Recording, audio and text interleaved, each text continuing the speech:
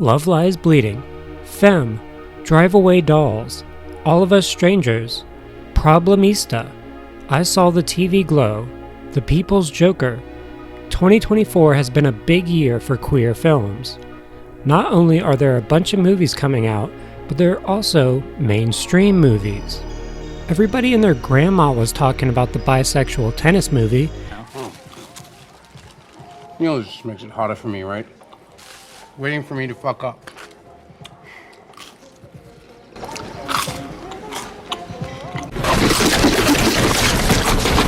And now every horror nerd on the internet seems to have an opinion on James Schoenbrun's new film, I Saw the TV Glow. I finally caught it the first weekend of wide release, and when the credits rolled, I was just kind of underwhelmed.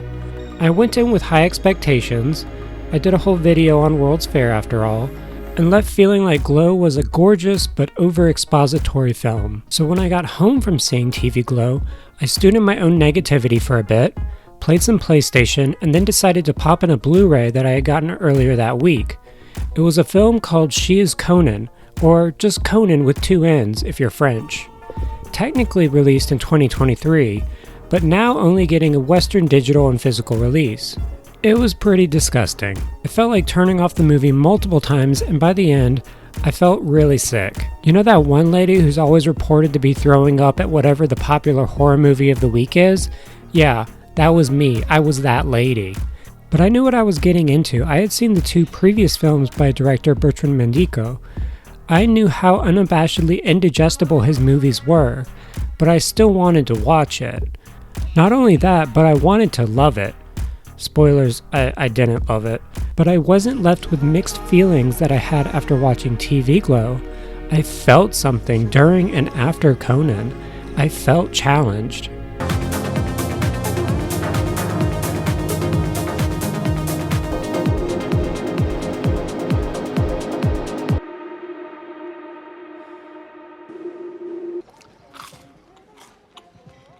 Nope, stop it. I'm not here to talk about the bisexual tennis movie today. I want to talk about movies that are unabashedly queer, disgusting, and mesmerizing at the same time.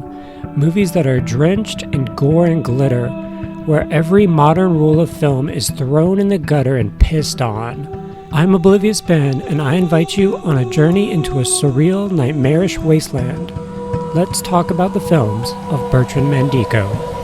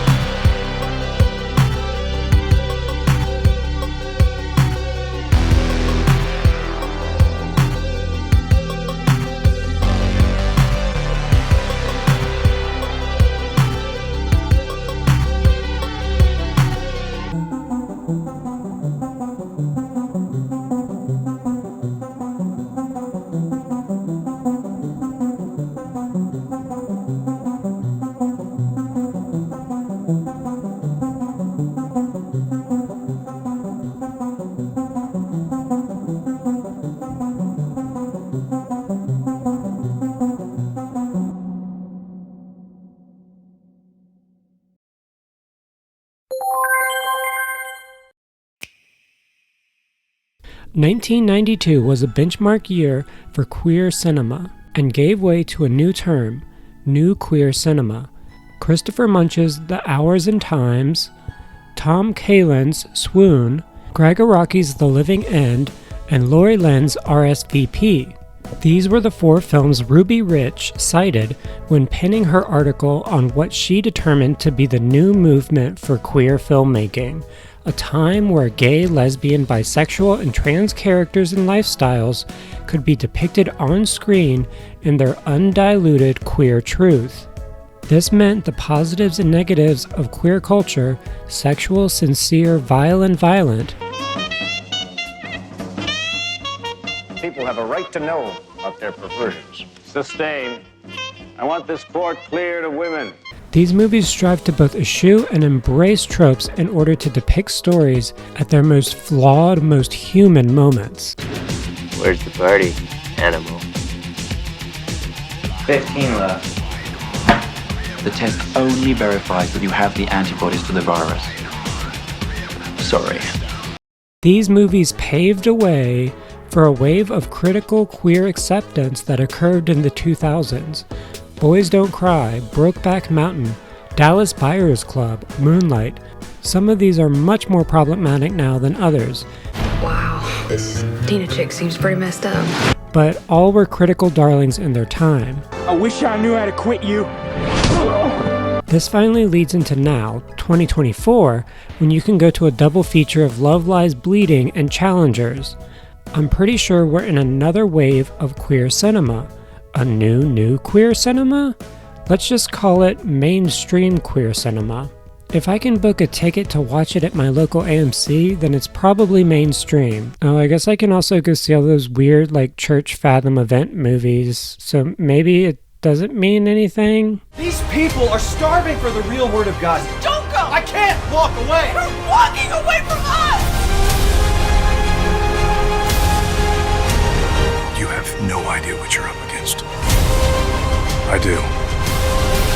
Banned books and burning books are the same. Both are done for the same reason. Fear of knowledge. Fear is not freedom. Fear is not liberty. Fear is control. Theater's gotta play something, I guess. Still have to go into the city if I want to see the majority of non-English movies, though. Shout out to Plaza Theater, Midtown Art Cinema, Terra Cinema Atlanta for showing all the weird non-English art films that I love going to see. Still, if any of the Atlanta art house theaters did showings of Mandico's work, I miss them. I know they were big in the film festival circuit, but I'm not in sync with that culture. But Mandico's movies aren't your average queer cinema. They're French. And they're extreme. That's my segue to French extremism, by the way. I'm really subtle. French extremism is a non-film movement that started in the 90s and is still ongoing. This is also the part of the video where I reveal how well I can butcher French names, which is going to be a common occurrence throughout the entirety of the rest of the video, I promise you. You'll probably recognize a lot of these movies from the most extreme horror movies ever lists. We've got Martyrs, a Serbian film, In My Skin, any movie by Gaspar Noé. Many believe the genre dormant, and then Titan came out and made waves at Cannes in 2022. It's a movie where a gender non-binary serial killer gets impregnated by a car. It's great, go watch it, it's insane. French extremism is focused on pushing cinematic themes to their limits.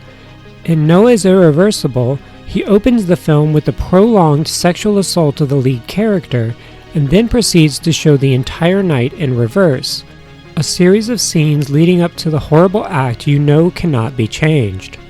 In Martyrs, a friend tags along with her mentally unwell lover so that they can confront the body horrors of her past, present, and future. It doesn't go well for anyone.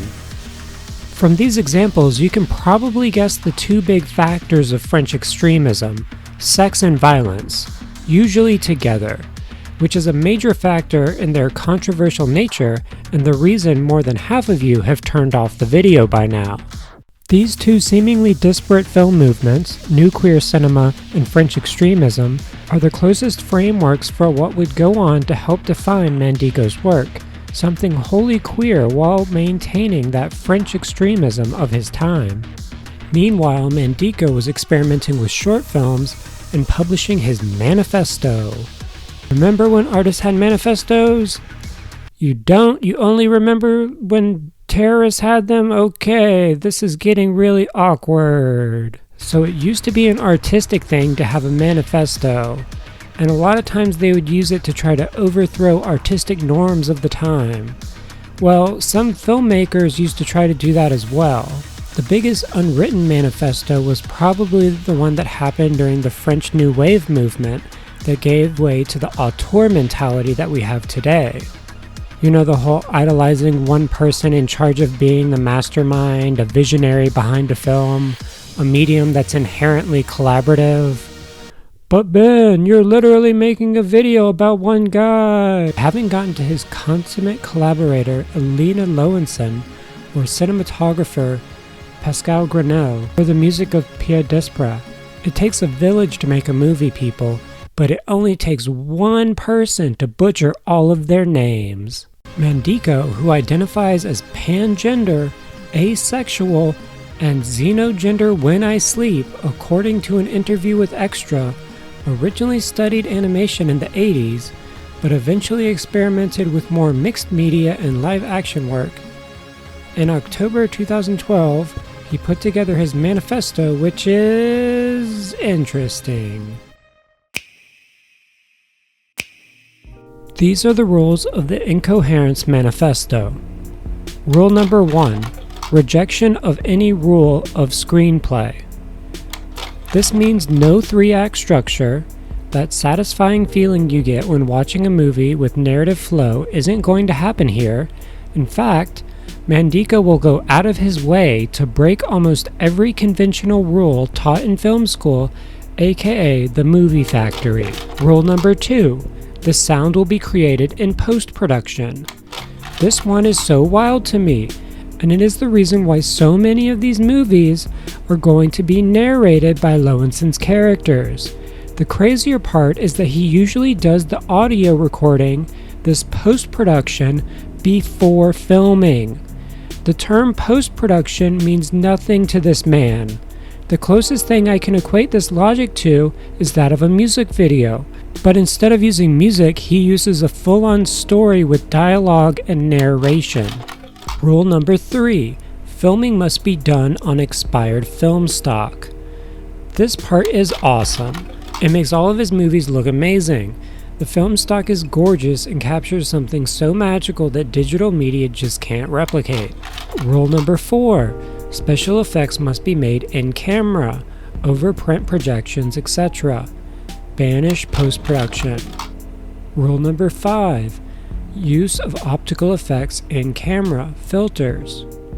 These two are pretty amazing. I love practical film magic, especially in modern digital age, when movies all have that same flat lighting and look in order to simplify the screen for post-production CGI. This allows for his shots to be far more dynamic and have a lot of great lighting. Rule number 6, the film must be in an uncertain geography, timeless, ban any realistic effect. This one is mostly going to impact the plot and overall mood for each film. Rule number 7, the material for the sets, scenery, costume, and props must come from found material. I adore this rule. It's so wild and gives the movies this absurd made-at-home feel, where you're constantly aware of just how artificial everything is, yet somehow in awe of how good it can be at times. Rule number 8, films must be hybrids containing at least 2 genres. The hybrid rule is mostly going to mean that every one of these movies is going to have extreme erotic horror elements on top of whatever the main focus already is. Rule number 9, the film used can be 16mm, 35mm, Super 8mm. I feel like this rule should have been earlier, Bertrand.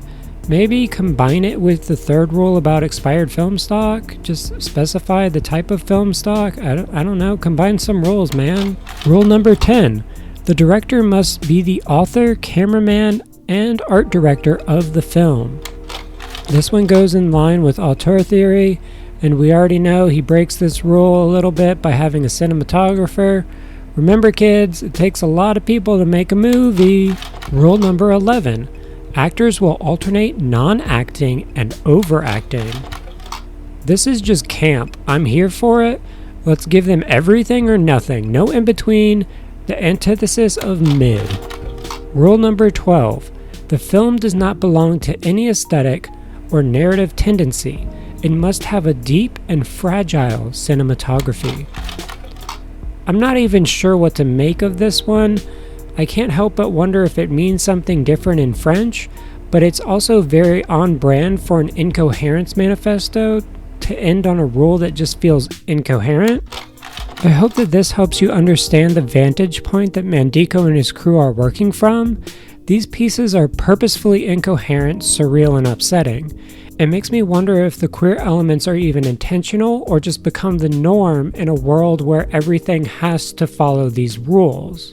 You'll notice as we watch the movies, but they're going to progressively become more queer as we go along. They actually start off pretty heteronormative, and as he sort of establishes himself as a filmmaker, he makes his brand progressively more queer.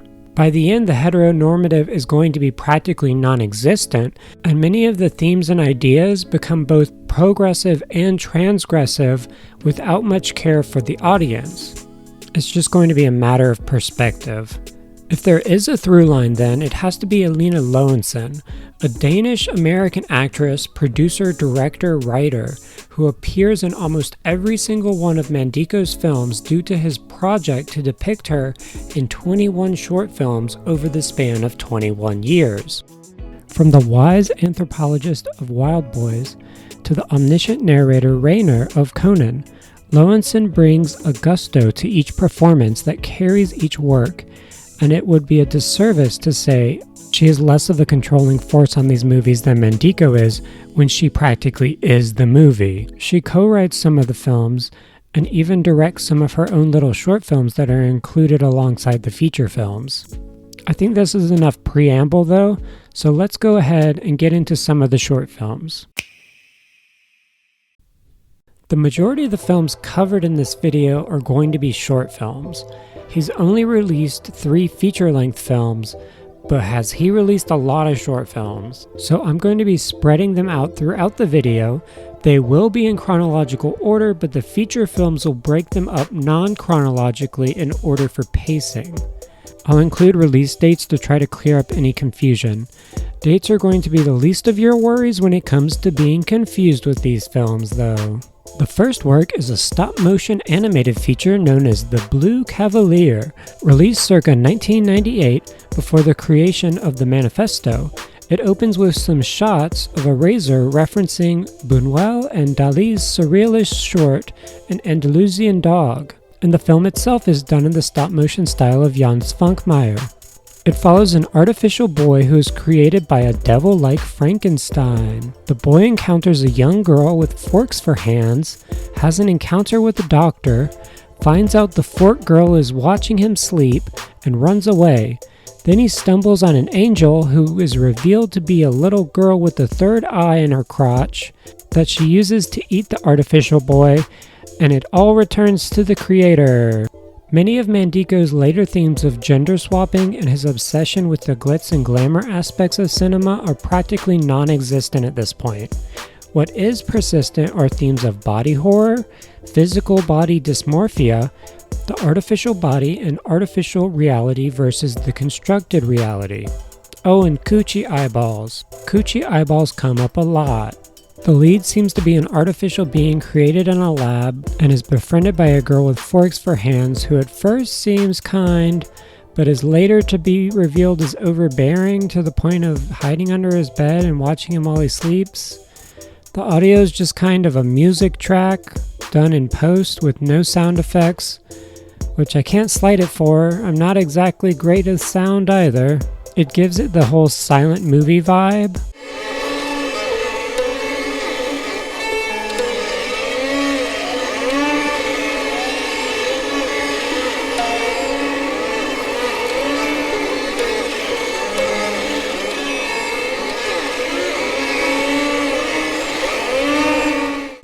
I did find the allusions to Buñuel and Svankmajer interesting. They were clearly major influences on Mandico, and he wasn't shy about it. If you know who Svankmajer is, he's an extremely influential Czechoslovakian animator who has created some of the most gorgeous works of art as well as some of the most disgusting. He's probably most well known for his Alice film as well as his Dancing Meats.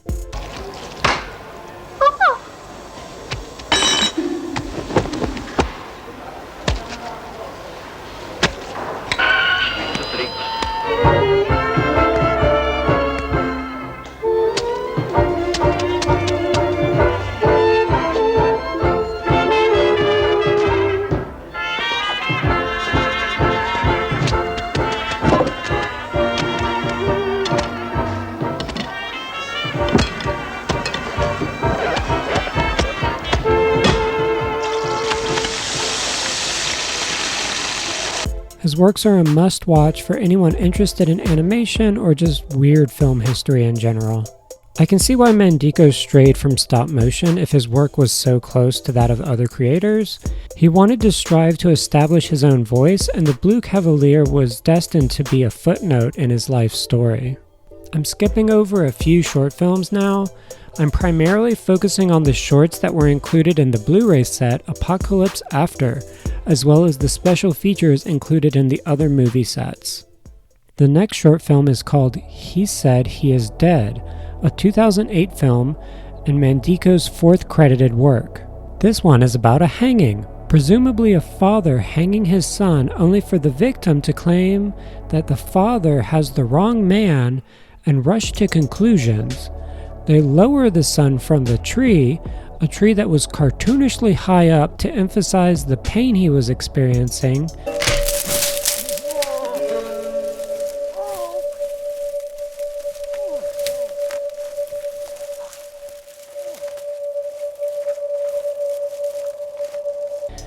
There's a weird scene where she pees uphill from the guy who is just hanging, and then they share a cigarette together before he wanders off and murders his father off camera.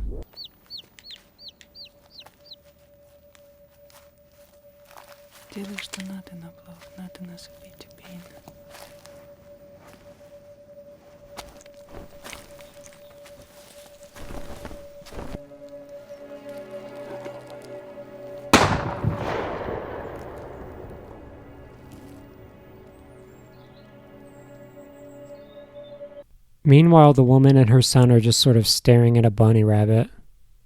It's a pretty abrupt ending, and I'm not sure what to take away from it. There is a horse that is used in the hanging, and it apparently dies in the end, which is pretty sad. It was a really beautiful horse. I assume it was a symbol of the father's cruelty to hang his own son via false claims without properly investigating. This was a really odd one for Mandico with a surprising amount of character development in a short span of time. Very unlike his later work, besides some gorgeous vistas and the use of animals, as well as the surreal sequence of the man being dragged up the never-ending tree. The fifth work came out in 2010, The Death and Life of Henry Darger. This short film is about an elderly man named Henry Darger who wants to know how much time he has left, so he pays a blue lady to look into her winged bird vagina to find out that it's only 2 hours. She seems to be a harbinger of death in the guise of a sex worker, which is all a vision playing out in his mind as he wanders a desolate tundra. That's about it. The most interesting parts of this one are the body paint used for female characters. There's a cool use of animal hybrid imagery combined with female imagery, and the use of fabric to create in-camera effects. Borrow in the Box is the sixth work for Mandico and probably the most notable out of any of his early works, Released in 2011, it is based on the life of his mentor, filmmaker Walerian Borowczyk. It was the first movie he did with his muse Lowenson. It was the first film he did with his cinematographer Grenell. Most of the menagerie of artists that would actually define what these movies are meet here and continue working together here on out. Lowenson's going to be the face of almost every movie from here, which is sort of ironic because here she's just the voice. And Grenell will be the eyes through which we see. Meanwhile, Mandico's going to do the nonsensical scripts and direction. Boro was a painter and lithographer who got into film through poster making, initially doing animation and eventually extremely erotic and provocative live-action films, the majority of which were short films. Sounds like somebody we know. He passed away in 2006 at the age of 86.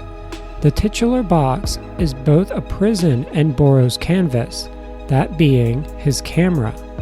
The film is posthumously narrated by Boro using Lowenson's voice and is structured both chronologically and alphabetically. The film opens with the game of angels played by Boro's mother and aunt. They strangle each other just a little until one of them reaches death, and then they let go. The father catches the two sisters doing this. This is Boro's father, not their father. He chases down Boro's mother, assaults her in the woods, and impregnates her. Boro describes how it was love at first sight. After being impregnated against her will, she tries to lose the baby by throwing herself down a hill on her wedding day. This does not work. This is followed by a great scene where she literally just gives birth to a giant wooden box.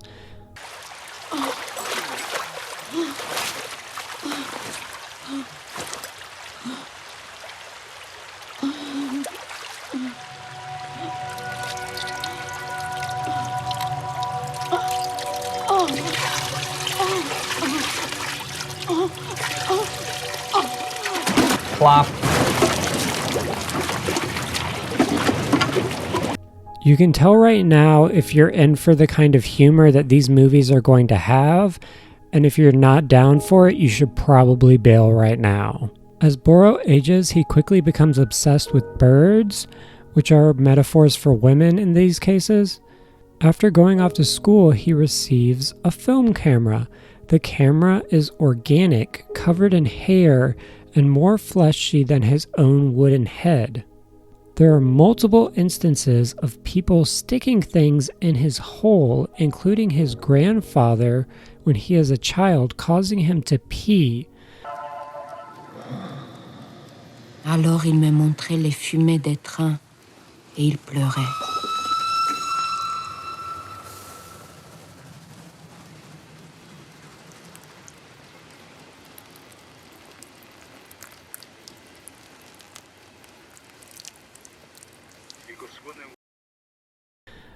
Someone at art school, his future assistant initiating gay sex on a train, and his mother trying to blindfold him so he can't see her sneaking off after the grandfather's funeral to go have sex with what may or may not be a literal or metaphorical horse.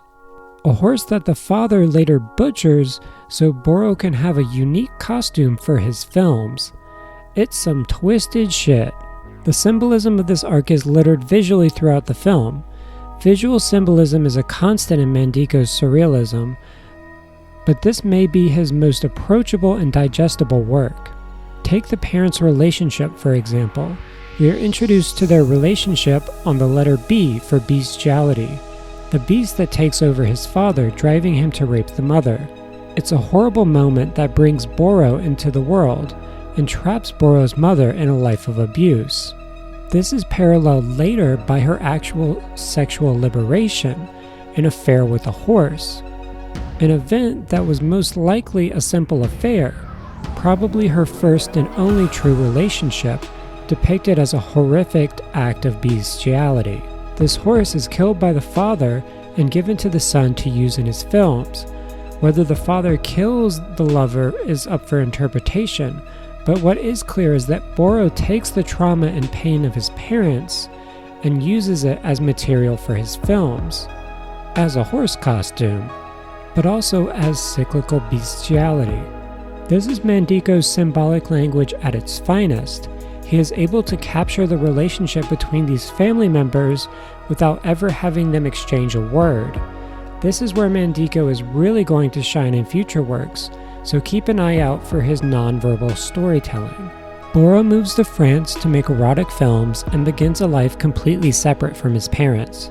He finds initial success, but eventually the critics begin to hate him for the things they initially praised. His eroticism, violence, and vulgarity are no longer fresh. They are repetitive and have nothing to say. Borrow feels as though my cinema has caught a disease, and he returns home. The final shot is him about to reveal his true self, the face behind the camera, to his parents, but then the film cuts to credits. It's a bold 40 minutes, and I can see why many claim it to be Mandico's best work. It has a clear narrative with well-defined characters, and it is dripping in imagery and metaphor. The duality between Borrow's box and the fleshy camera box that progressively grows larger throughout the second half of the film was particularly engaging. Once an object that brought joy, a physical extension of Borrow that allowed him to experience the world in new ways, has become constantly expanding, a cancerous growth, a burden that he has to drag around until he is no longer defined by who he is, but by what it, his creation, is. Isn't that how we define an artist? We define them by their work? I'm not looking at Bertrand Mandico as a human being, as a person. I'm only looking at the art he has to put out, as if all these small pieces of his life that he created with other people define his entire existence.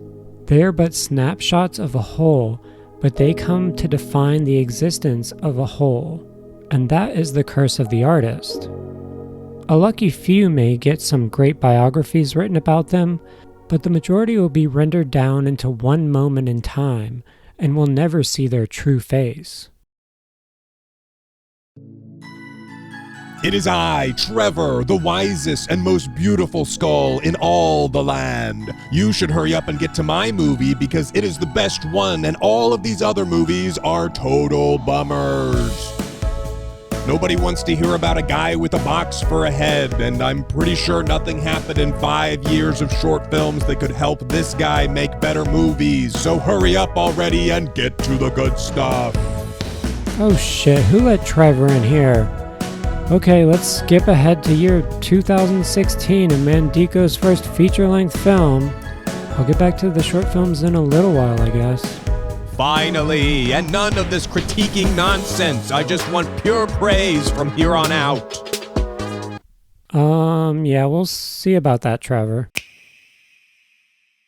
A note before we get into this movie, I had some consultation on this portion of the script from trans individuals in the hopes of broadening my understanding of the issues presented during this section. It in no way covers all the issues that could and should be addressed about this film and many of these works. That is a subject for another video by another non-cisgender creator. This is simply the view and critique that I took away from Wild Boys and its discourse surrounding Mandico's career, and I hope that I covered these concepts with respect. Wild Boys is probably the messiest and most entertaining film Mandico has made thus far. It has two glaring issues. One I will address now and one I will address at the end of this section. The first issue arises within 10 minutes of the movie. A film with barely any plot uses rape as a major plot point multiple times, with the only justification being that it shows how horrible these wild boys are. Not only do they assault their own teacher, but their leader assaults the most feminine member of the group once the changes begin on the island. It's clear that Mandico wanted to use sexual violence to equate his work to Lord of the Flies or Burroughs' own Wild Boys, but why not simply use other forms of eroticism and violence? There are better ways for this to be handled, as we'll see in later films like She is Conann. His other two feature films don't have as many male characters, even those played by women, so this kind of sexual violence isn't going to be a common trope, but it definitely won't be something lacking in these movies. This is going to be your final warning. Wild Boys is probably Mandico's best movie and his most problematic one. It's one of those movies that gets worse the more you think about it. The initial shock factor of watching it, the sheer audacity and artistry of it all, is exhilarating.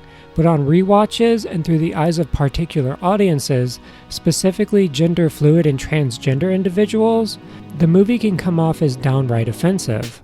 Ironic, since the movie seems to be marketing itself towards these individuals. Any conservative passerby would claim it to be transgender propaganda, but if you ask a transgender individual, they'll explain how it can actually be read as gender essentialism, and therefore conservative. It's somehow transgressive on both sides. I'm not going to acknowledge the former ideas because they're outdated nonsense, but I will go more in detail on the problems with gender essentialism once we take a look at the plot of the film. The film opens on a beach with the main character Tanguy wandering in a daze, only to be assaulted by a horrible dog with the face of a man.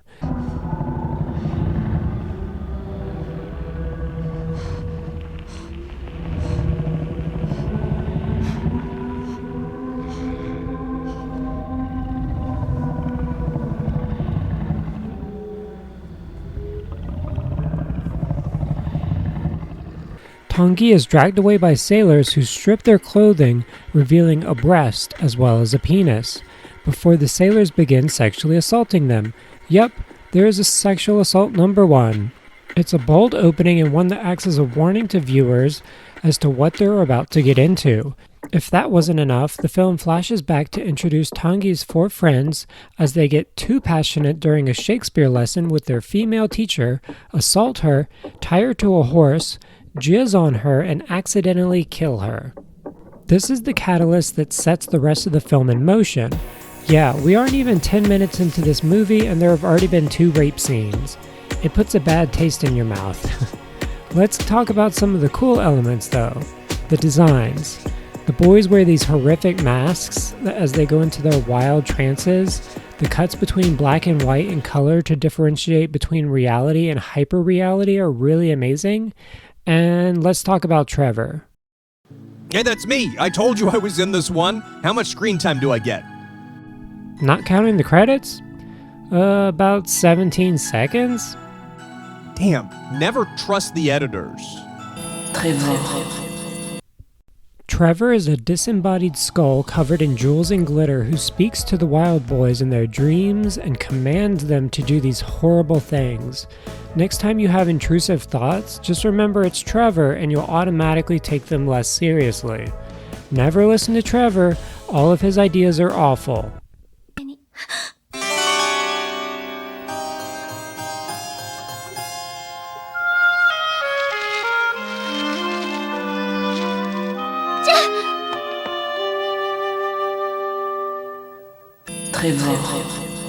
After a court trial where the boys victim blame and claim they were force-fed alcohol, the adults decide to send them off with a man known only as the Captain, a sailor who takes horrible boys out to sea, works them hard, and feeds them strange hairy fruit, then brings them back as docile little birds.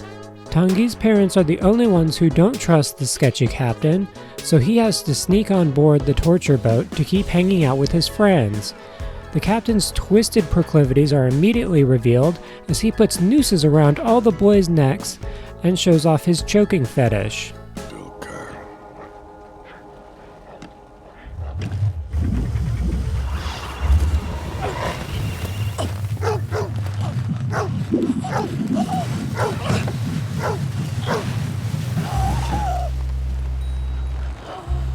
This is how he keeps them all in check and presumably gets his rocks off. There are also multiple scenes of the boys just sort of staring at his penis on the ship. I guess they don't really have much entertainment on the high seas, so I don't know. Upon arriving at the island, the captain blindfolds the boys and leads them to a tree covered in phallic fruit that ejaculates a strange nectar. Can I show this on YouTube? I should probably blur it out just to be safe. After drinking said nectar, the boys begin having sexual hallucinations as the island comes to life. Plant legs fully on display with gestating hips and all. This is where Lowensohn's character finally comes in. She's named Severine, and she seems to have connections to the captain. She immediately tries to kill him.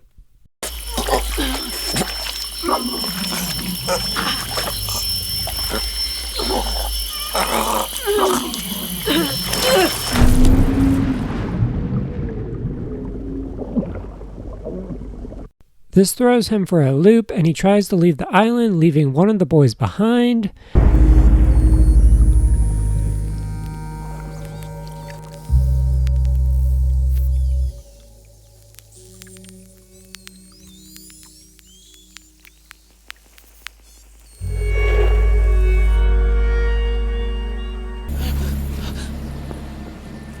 Ce fut sa seule erreur.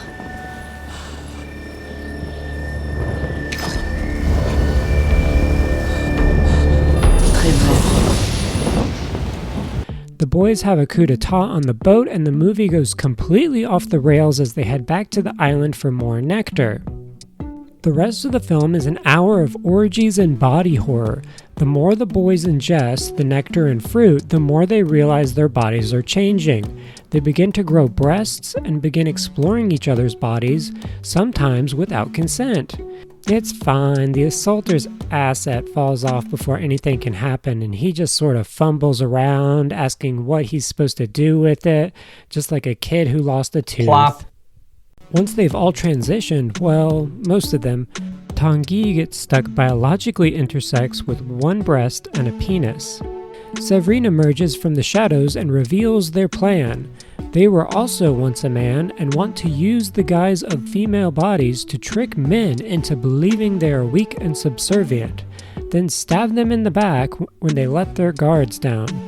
You know, post-feminism, using men's misogyny against them.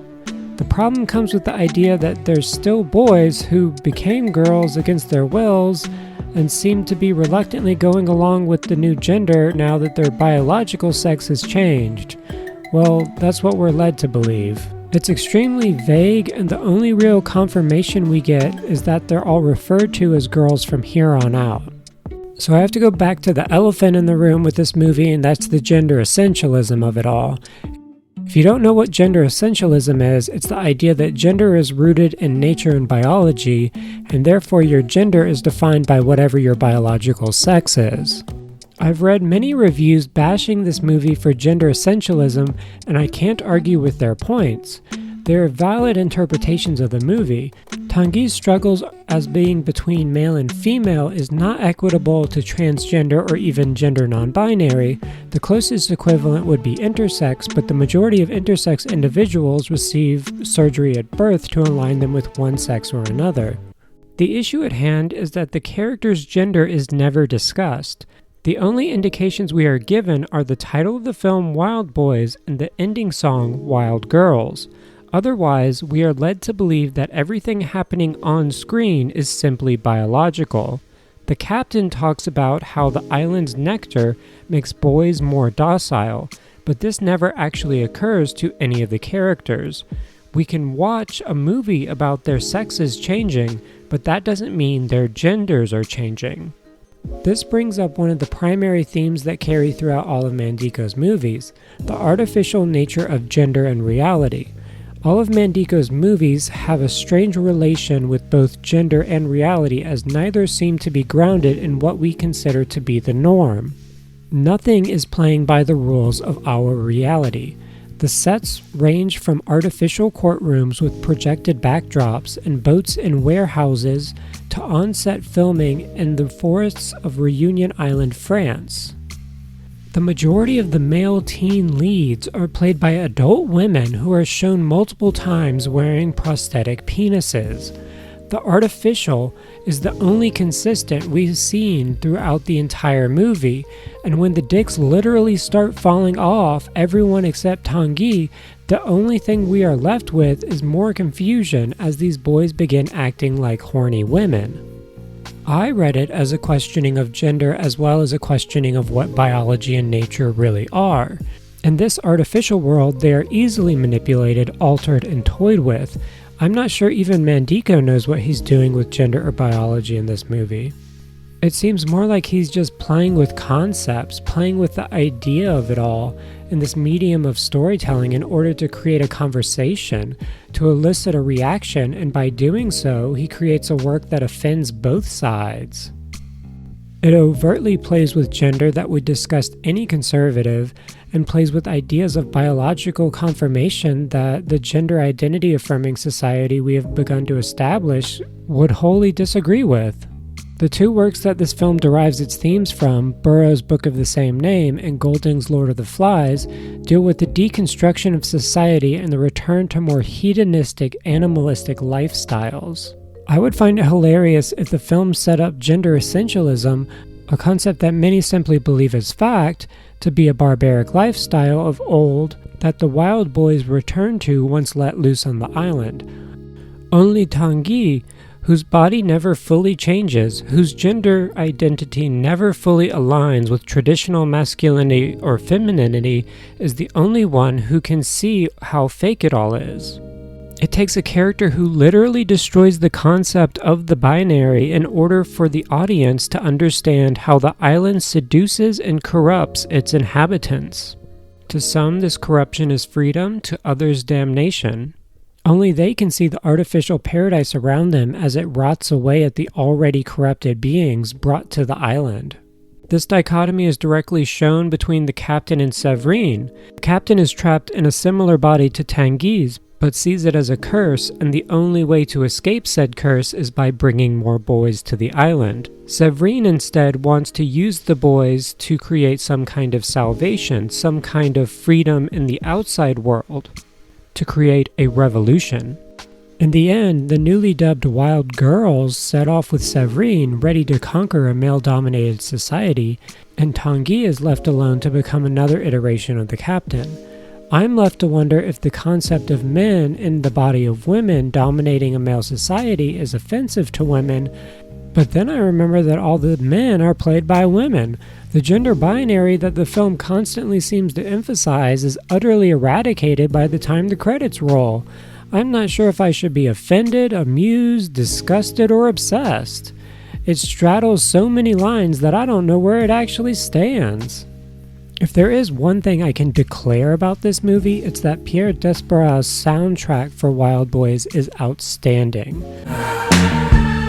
Just wild girl on the way, in the sun, on the way, always girl, always wild. From nightmarish soundscapes to club bopping dance synths and glitter showers with Trevor the Bedazzled Skull, these songs are straight Eurobeats from the 2000s gay club, and I'm here for it.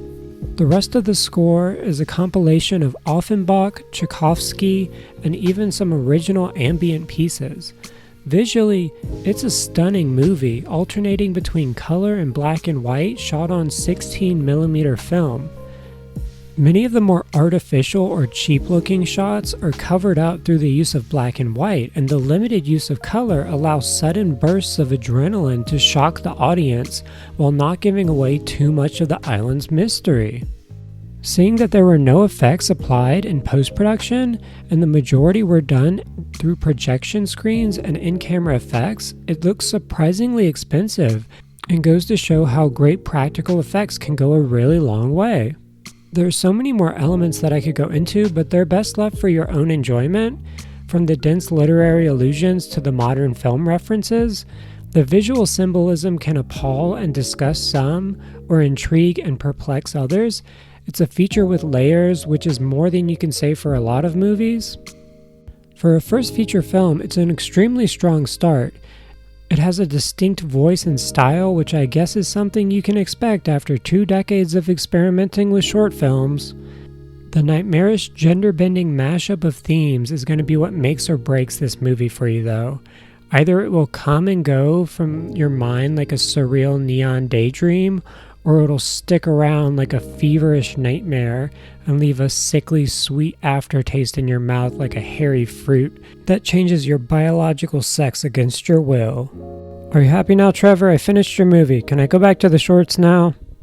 No, you must bring me meat, succulent, glitter-encrusted flesh. Go away. Bad Trevor. Bad Trevor. Back to the short films. Burrow in the Box would prove to be a massive critical success for Mandico, and this success would drive him and Lowenson to create more and more over the next couple of years, a total of 10 shorts between Burrow and Wild Boys. Immediately after finishing Burrow, he and Lowenson rolled into creating their next film, Living Still Life. It immediately opens with a quote from Walt Disney, "Animation is the illusion of life." This meditation is the driving force behind the short, as it deals with the art form alongside human mortality. The film opens with a woman monologuing about how she would like to be reborn as her idealized version of what a woman is. We then get 3 scenes of her going out into vibrant shots of wildlife to find an animal carcass that she drags home, fills with some kind of preservative, and then photographs in black and white in order to reanimate using stop-motion animation. She is haunted by an individual who shows up at the second and third sites, but we are never quite clear who this person is. The last section is titled The Man Who Grieves. It shows her sitting at a table with a man who she has presumably had a relationship with. The walls of their house are flooding. She animates the human corpse of an old woman while reciting her monologue from the beginning of the film. Her obsession with death and reanimation seems to come from a loss that she and her husband had, presumably a child of the individual that she keeps seeing when she goes to pick up the carcasses. She seems to feel nothing in relation to this death, and is trying to understand it through the art. This could be why she does not view herself as a human woman, wishing to be reborn with human emotions and the ability to relate to her grieving lover. Another take, and the one that I preferred, is that the man is her artistic mentor, as he is seen watching her at the end animating the corpse.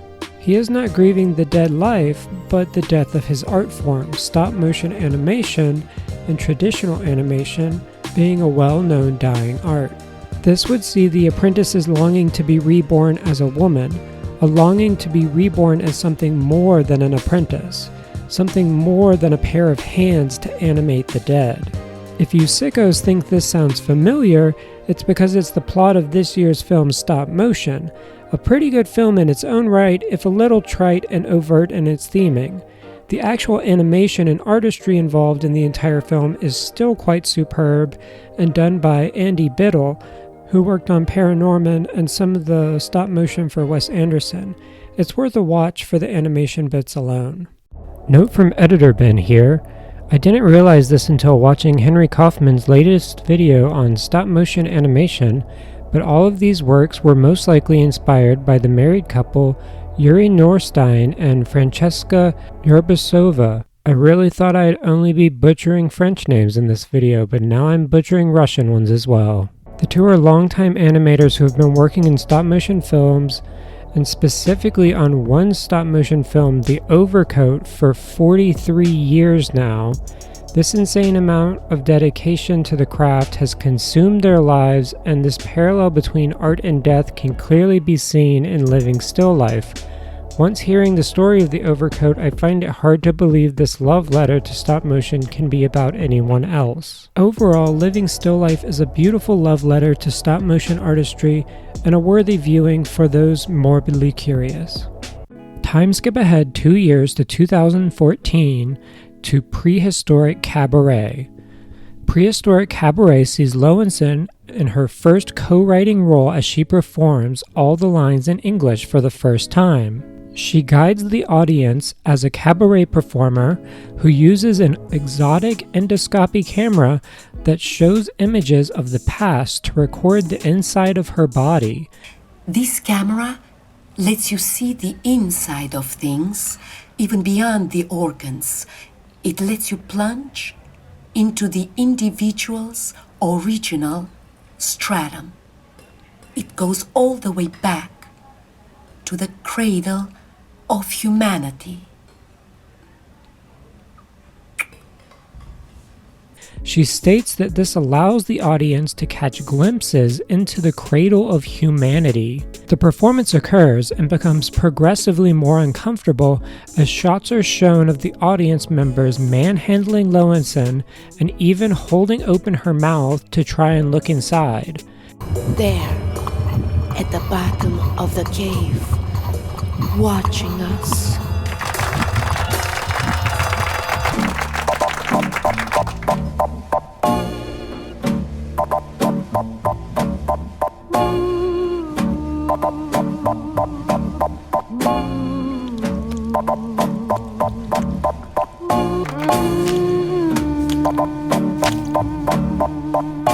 At the conclusion, she breaks the fourth wall to confront the audience watching the short on whether or not they enjoyed what they witnessed, only for her dialogue to begin looping and for it to be revealed that it was on a pre-recorded dub. What seemed to be a genuine moment of her reaching out to the audience was all prefabricated.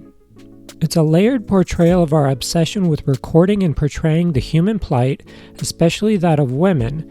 There is a sensationalism and exploitation that the film is clearly critiquing, and yet the performance and the creators are also in on the joke, both sensationalizing and exploiting their subject matter.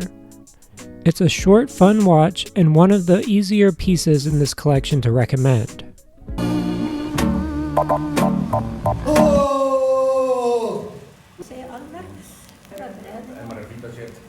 How did that feel?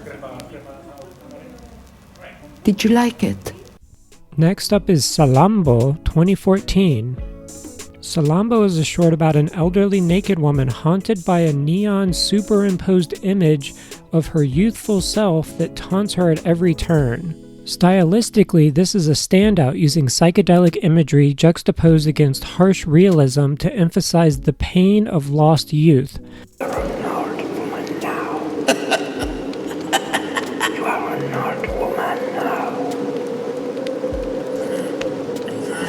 The layering of peacock feather imagery along with the chirping of a non-visible bird to display the vanity and hubris of youth while also reminding us of the fleeting nature of life is pretty interesting.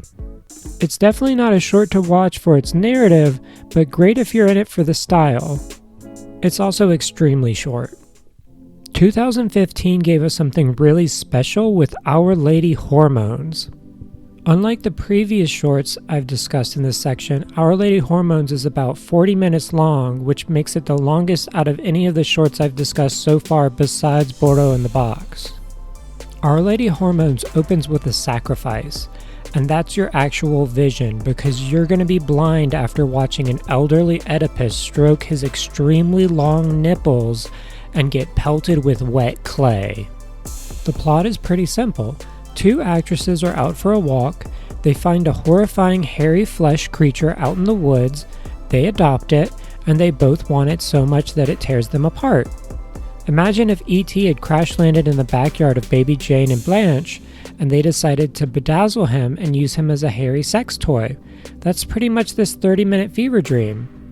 I'm not sure how much of the actual creature I can get away with showing because it has like an appendage that he does most of his expressing with, and it's extremely phallic. Lowenson does have a wonderful duet with him right before the other actress goes ballistic, and it's one of the most amazing scenes that I've seen Mendico put to screen yet.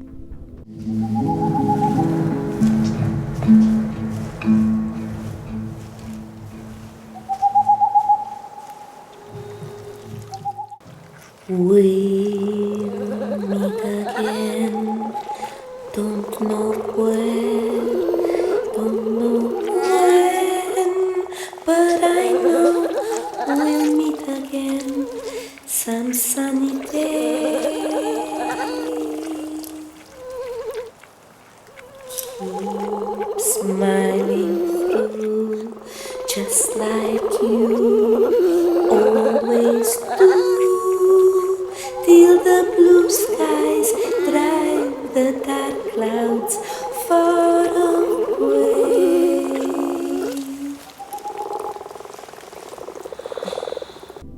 If I mentioned somewhere earlier that Mandico was hitting his stride with style, I was wrong, because he's really hitting it here. Here it's all glitter, jewels, flesh, more glitter, superimposed beauty over horrible gore, oversaturated lighting over pale naked bodies. Half of the furniture consists of actual human beings that are just standing around motionless, holding objects. Eventually, these objects come to life and begin licking, caressing, and groping the creature before freezing back into place as if they had never moved. You can't be sure if they're actually statues or people who just snuck into the home of these two insane actresses to steal their prized alien creature. It's a wild 30-minute neon roller coaster that is worth watching just to see these two women torture each other. I didn't even get into the gender dynamics of how one is characterized as being more masculine and constantly murders the other, only for the other to inexplicably be alive again in the next scene. It's giving Cocteau's Beauty and the Beast, it's giving Grey Gardens, but serving it all with a neon and hairy flesh toy from outside time and space. This is quite possibly the greatest single piece of media Mandico and Lowenson have ever created, and it's a must-watch for anyone who loves film, weird art unlike anything you've ever seen, or just want to see two fabulous actresses at the heights of their careers bicker over a giant chittering mound of flesh. I can't describe how much joy these 30 minutes brought me. Please, please watch Our Lady Hormones. You'll never forgive me for it. You'll curse me forever. Oh, wow. Are you still here? Have you fallen asleep? I didn't expect anyone to actually make it this far into the video. If you're still around and wondering where you can actually watch any of these movies, then I've got some mixed news for you. If you're a physical collector, then you can get the Blu-ray or DVD sets put out by Altered Innocence, but they're currently out of print. Hopefully there will be a new print soon. They usually do one whenever Mandico has a new movie, and he just released Conann. Otherwise, for streaming, your best bet's gonna be Mubi. It doesn't have all the short films, but it does have the feature-length films and some great essays. It also has Our Lady Hormones, which is just the best cinematic piece of media ever created. I say that with no hyperbole whatsoever. Some of the feature-length films are on Shudder every now and then, and they're available to rent through Amazon Digital. I highly recommend supporting these films legally since they're such a small production, and Altered Innocence is such a small distributor putting out exclusively LGBTQIA+ media. This has been my sponsored ad spot for Mubi and Shudder. If they want to retroactively pay me, then they can hit me up. My phone number is... I really hope you don't have too much fun with the last film, because this one's gonna be a really big downer. 2015's Yatil, or Any Virgins Left Alive, follows Joan of Arc, or Jeanne d'Arc, the sluttiest of sluts. I'm not joking, that is what they call her. Joan the slut, with her scorched gaze, caressed the soft contours of the semi-virgin. This iteration has all of Mandico's established style, but layered on top of a fan fiction of what if Joan of Arc had survived. In this telling, she only had her eyes burnt out, had sex with her horse, and then went off in search of virgins. There's a really silly shot with some eyeballs that got me giggling. Joan seems to put her victims of sexual assault out of what she seems to think is their misery. She smothers them to death out of pity. It has beautiful imagery, but the content and ideas are just too much even at this 9-minute runtime. I can take a lot, but this one just sort of had me baffled and uncomfortable. This is one I didn't put too much thought or time into, honestly, because I was 8 short films deep that night and did not want to spend another 45 minutes writing up an analysis about SA. I feel like I already covered that pretty well in my Wild Boys section, and it would just feel redundant at this point. This movie did come out right before Wild Boys, so it makes sense that their theming is extremely similar. If you have any different takes on any virgins left alive, then I'd love to hear it, as these pieces are all about interpretation and can mean something completely different to everyone who interacts with them. So something that may be really uncomfortable for me could be really powerful for someone else. Hurry up and get back to the movies. I'm tired of these bummer short films. Trevor, I thought you left. You aren't in any more movies. Why are you still here? Trevor's here for the murder and mayhem, baby. Did you see that actress slice open that skull or Joan of Arc rip that virgin's head off? That was all Trevor. Trevor hates heads. No, Trevor. I had to edit all those parts out because YouTube would instantly flag this video. Wait, aren't you just a head? Boo-hoo, YouTube can suck my non-existent dick. So the next short is 2016's Depressive Cop, released the same year as Wild Boys. Don't think you can just cut off Trevor and get away with it. No one wants to hear about a depressed cop. Nobody wants to watch any movie that does not feature Trevor the Magnificent in a starring or at least supportive role. Is he gone? I think he's gone now. Okay, so Depressive Cop is a strangely modern one for Mandico. It follows a police officer investigating a missing teenage girl, the daughter of Lowenson. It even has a modern club scene with a guy wearing a Half-Life shirt. This is actually one of Lowenson's funniest performances, intentionally hamming it up, both the pre-dubbed audio and the filming where she intentionally would mismatch her lips. I didn't breastfeed her. I was just happy to kiss her and let her drink my thick saliva. She plays both mother and daughter, both abuser and victim, in this surreal satire about suburban procedural dramas. It doesn't overstay its welcome, and it's a fun little watch. Its commentary isn't something that hasn't already been analyzed about suburbia and the hollowed out shells of human beings it creates, but its change of pace is nice for Mandico, so I'll give it to him. This is probably the closest thing that they would ever do if they made him do an A24 movie, I guess. There are also some really fun jump cuts with an eyeball and a bit with an octopus in the later half that had me both amused and perplexed.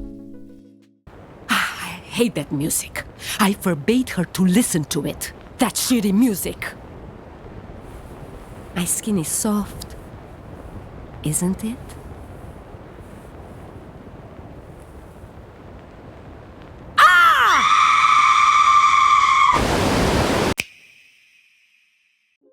After Blue is a beast of a film at a whopping runtime of 128 minutes. That may not sound like much to most people who are used to Marvel movies, but pacing isn't Mandico's strong suit. We aren't acting on the 3-act structure. We don't have narrative flow here. This is just gonna be 128 minutes of stream of consciousness. That may sound great if you're on an acid trip, but if you're coming from the perspective of an analyst, it's sort of petrifying. Now that my one major criticism is out of the way, it's time to gush about this movie. It may just be Mandico's masterpiece. Keyword is may, because all these movies clearly have their faults. Except for Our Lady Hormones. Our Lady Hormones is a masterpiece and the greatest piece of cinema ever created. Go watch it right now. We've gone through almost 3 decades of short films and a single feature-length film created by Mandico and his crew, and during this time, Mandico had planned, written, scrapped, rewritten, and rewritten one script. A script about human expansion, a manifest destiny to a sullied paradise as he describes it. A world in which we would live by communities governed by strict rules, rules that drift and end up becoming excessive and futile. This world of after, this after the earth, this after the blue planet, pushed me to baptize the planet and the film After Blue with the subtitle Dirty Paradise, because this Eden, preserved, is inevitably doomed to be dirtied by the human presence. It is not a lost paradise, it is a stained paradise. Yep, we're getting into the Milton stuff here, kids.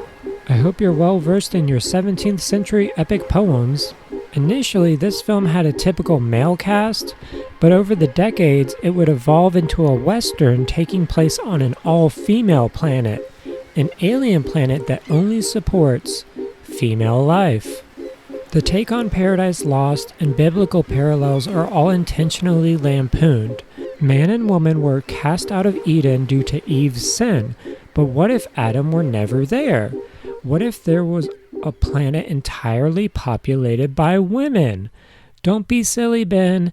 Everyone knows that women can't make life and that it can only be created by the ribs of man. Every single Star Wars fan has told me that this is why matriarchal societies will not work. 40 solid minutes of relentless, unadulterated, unapologetic, unaware cringe, distilled down to its purest and most toxic form. Well, this is the case in After Blue. Mandiko's phrasing is really awkward and says that only ovary carriers are able to survive on the planet. Not ideological, but biological. Oh no, I get nervous every time he brings up biology.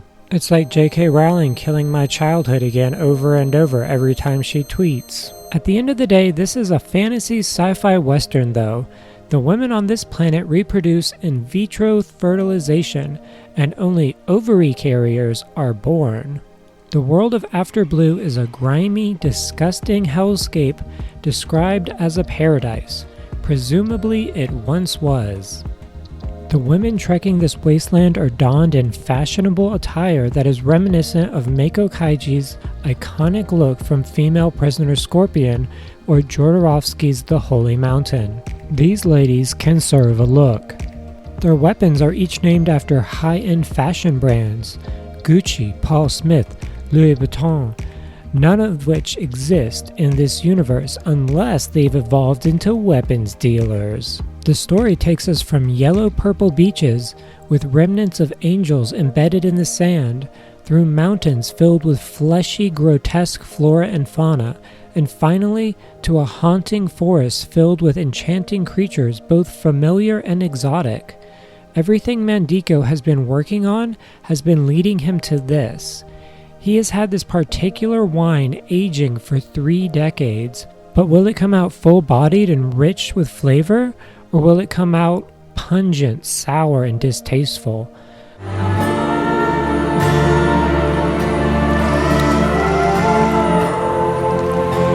Une naine! Well, you should know by this point that it would never be that simple. I haven't even mentioned Kate Bush.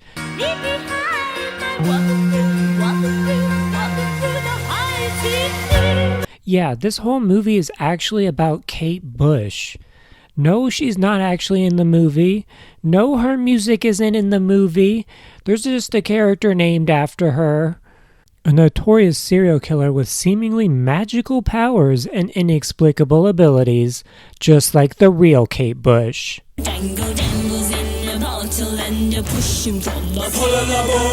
Okay, I'm getting a little ahead of myself. Before we can talk about Kate Bush, we need to actually look at the plot of the movie. After Blue follows a teenage Roxy, a misfit in a strange world.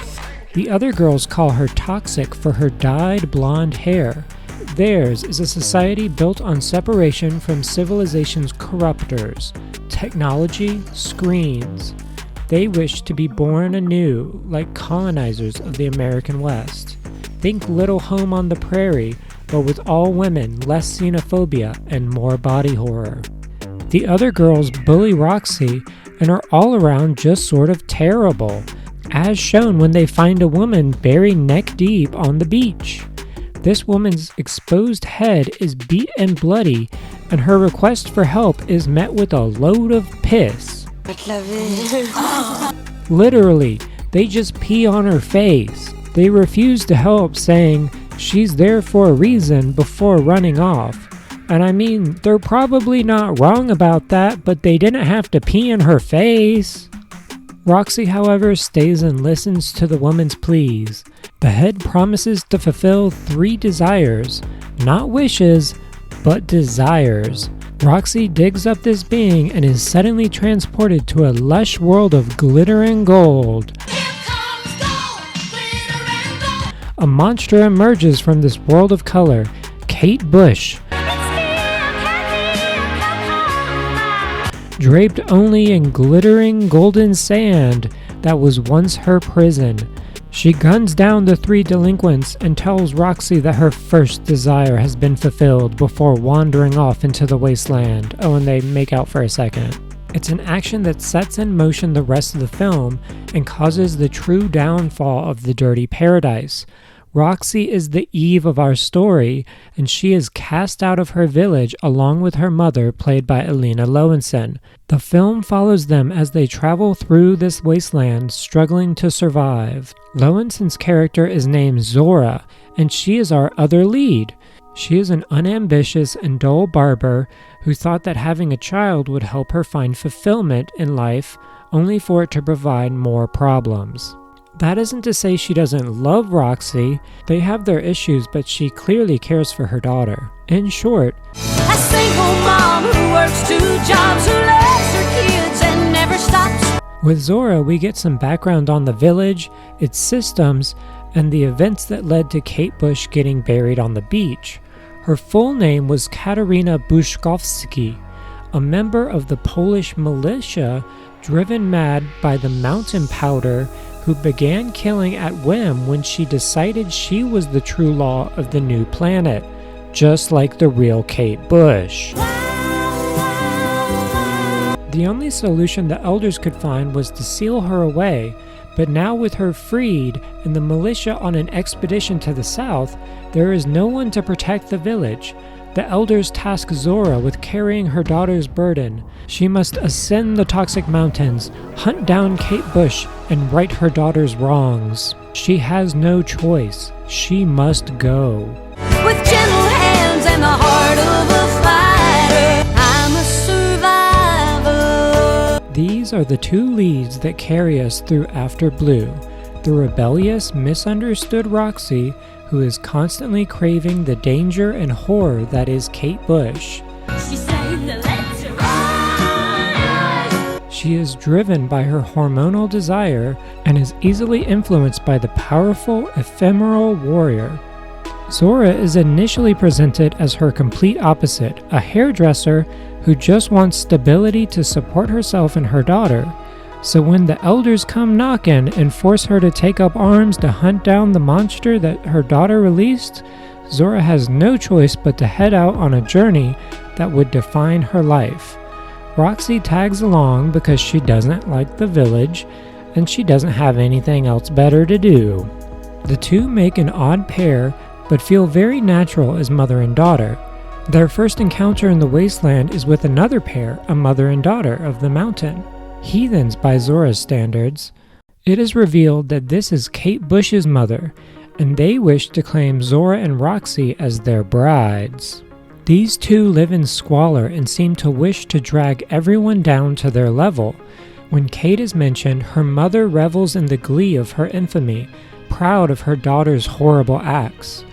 This is the world that Roxy could be dragged into, the world Zora wants to save her from.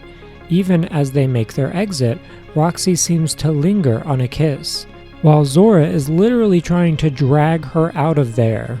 It's a moment that clearly shows the motivations for each character in the moment, and helps to define these characters at the beginning of the film. The next scene reveals that the mountain people's kindness was all a ploy to steal Zora and Roxy's food, which was successful.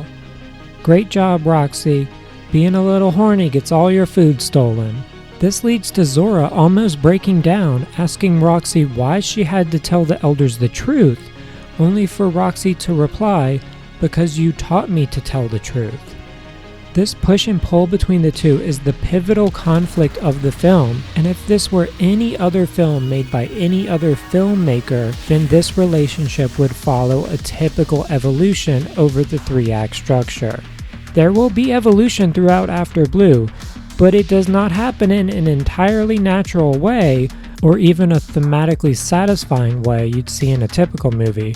This is operating off of the nonsense manifesto after all. The pair eventually find Bush's hideout, a run-down home in the mountains on the outskirts of the woods. It's been abandoned for years and doesn't look like she's returned.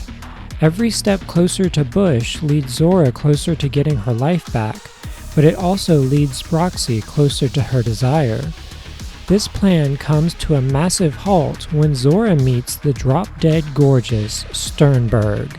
Sternberg is a no-nonsense, dual-gun-wielding badass who leads a band of renegade ladies. They make their own rules and live their own lives without the strict regulations of elders. She is the proverbial queer rule breaker who is paving the way for a new Eden. She even has a man. Well, he isn't actually a man, he's a sex robot. She's even got a thing for Zora. They have a sexy hot tub scene and a living creature that's probably generating bubbles with its farts. So what are Sternberg's faults? Well, she doesn't have many, but the one thing that really pushes her over the edge? Yeah, it's Kate Bush.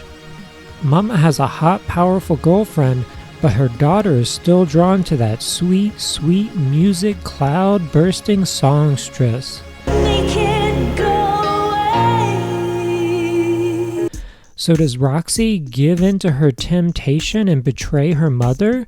Do Kate Bush and Sternberg have a big showdown? Is there going to be an actual climax to this movie instead of some weird anti-climax? I'm not going to tell you. You should just go watch the movie for yourself. I think it's on Amazon Prime, making it the easiest of the 3 of these to currently watch. I will warn you that this section, the Zora gets a moment of happiness with Sternberg section, has some of the worst pacing in the movie, and it is where the cuts might have helped. There are some genuinely amazing ideas in this section that could have been their own short films in their own right. Take these statuesque monsters, the Enjums, that's with an M, not an N, that wander around the forest, once women who have been overcome by their grief and longing for the past and collapsed in upon themselves. Their faces have literally caved in and become crystal caverns. These are the closest we get to native beings on the planet, beings that crave for a time before humanity colonized and ruined all, and if you get too close, will offer you the gift of their nostalgia.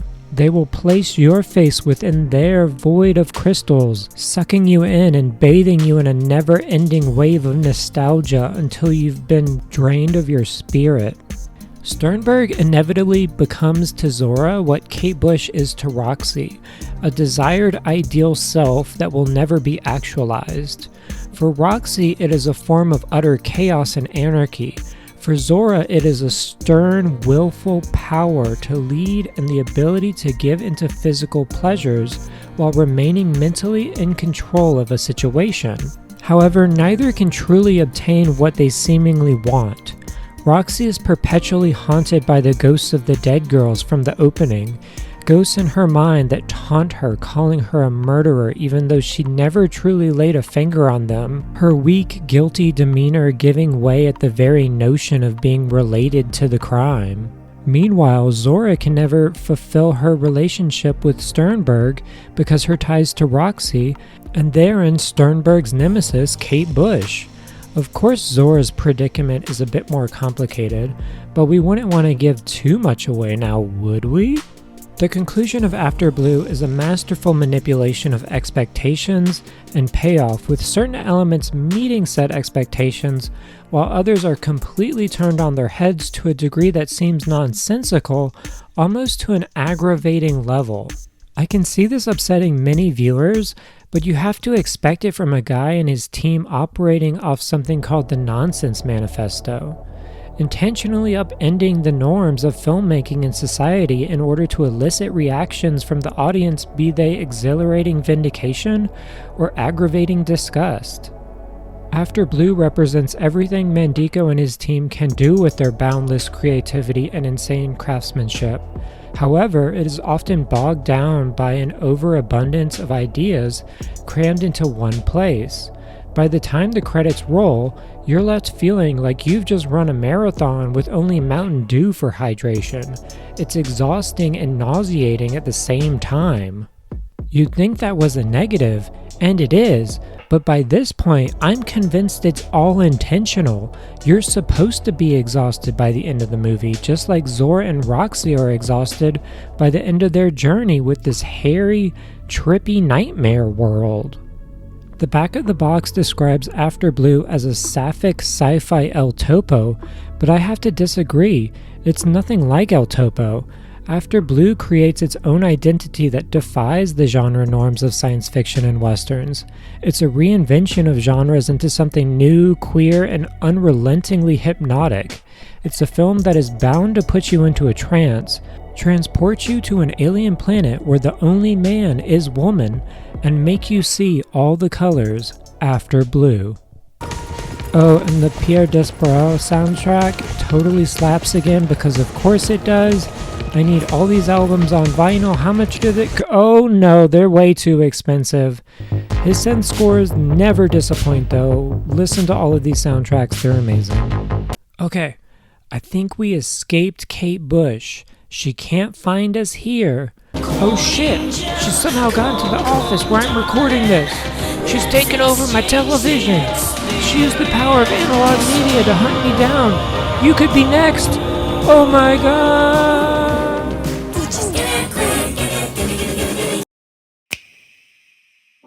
We're going quite a bit out of order next, but I want to go back just after Wild Boys and just before After Blue. Mandico came off the high of finishing his first feature film, and you'd expect him to go straight into making another, but instead he made this film, Ultra Pulp, or Apocalypse After, the 40-minute tale of a director and her lead actress rapping on a major film. Sounds pretty timely. Conveying his literal joy through creation, a character named Joy, played by Lowenson, the director, and his anguish through the character named Apocalypse, the actress. Mandico is able to stew on his emotional revelations after completing his first feature film and give us a glimpse at why he created After Blue. Joy's next film seems to star an actress named Uli, who plays a giant horrifying crystal monster that is reborn after claiming the youth of two pitying actresses.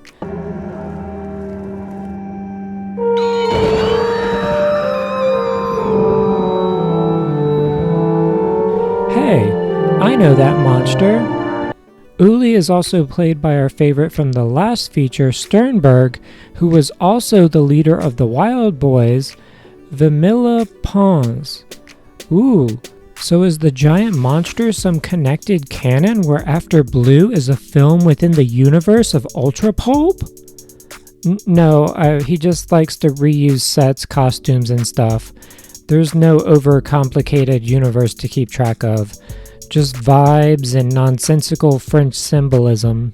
Ultra Pulp follows in the footsteps of 8.5 and Day for Night as it presents a filmmaker making a film that blurs the line between the reality we see on screen and what we are consuming as the reality of the film. Truffaut went as far as inserting himself into the movie, but I think all Mandico wanted to do was put himself in a cybernetic baboon whose intestines could be used as a telephone to contact the dead in order to set up framed narratives. It's a cool device, but not one that exactly tells us anything new about the director himself. At least, I hope not. What we do learn about are his filmmaking ideologies. his urge to create erotic art that is constantly in dance with death, and how he is aware that by pushing his works to these extremes, he will bring mostly caustic reactions from his peers. There's a reason why these movies aren't more widely talked about, and that's because even amongst the art house scene, they're viewed as pornographic, pretentious, vile, and self-indulgent. I can't really argue with any of those statements, but I also wouldn't have it any other way.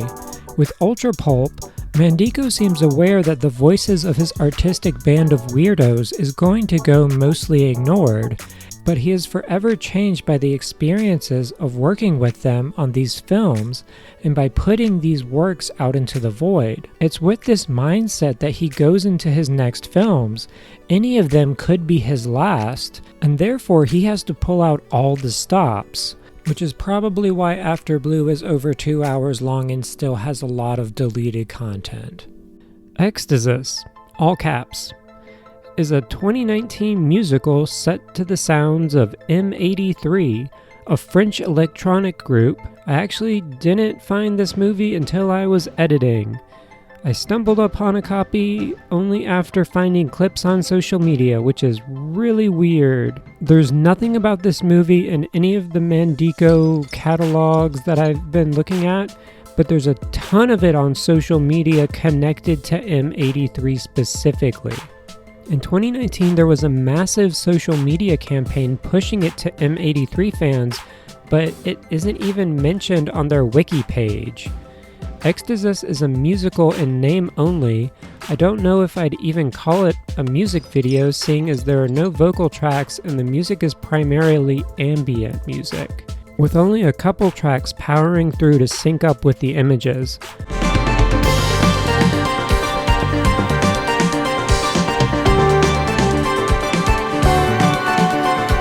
Otherwise, they provide an ambient consistency that leads you through the visual narrative.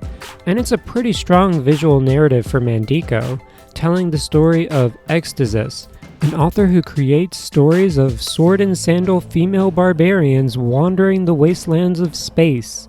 His character, Nirvana Queen, is serving Chappell Roan realness as she is thrown into the looking glass, fights off mirror creatures, and breaks free of her own narrative. From here, she removes the hand of her creator and forces him to create a new character, Peach Machine, starting the cycle again.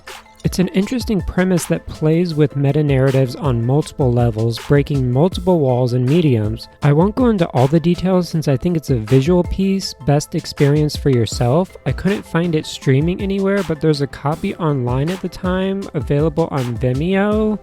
Who knows if it's still up anymore, but go look for it if you can. It's a great watch. You can tell Mandico went all out with the imagery, knowing he was collaborating with a fairly well-known musical group. It's disappointing that the music and the piece did not reach the success they seem to have anticipated for it. I honestly think this would have been better if they had brought in his usual musical collaborator, Pierre Desbras. Maybe one day Mandico will get to direct a 30-minute Chappell Roan music video and lives will be changed forever. 6, 5, 6, 7, 8.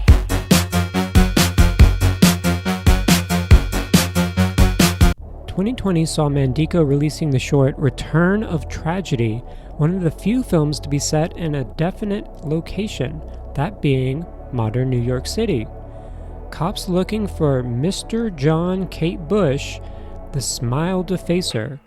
Oh shit, that's right, Kate Bush is back again. But this time, she's an old man named John who leads a cult, cuts open women, and inflates their organs with helium.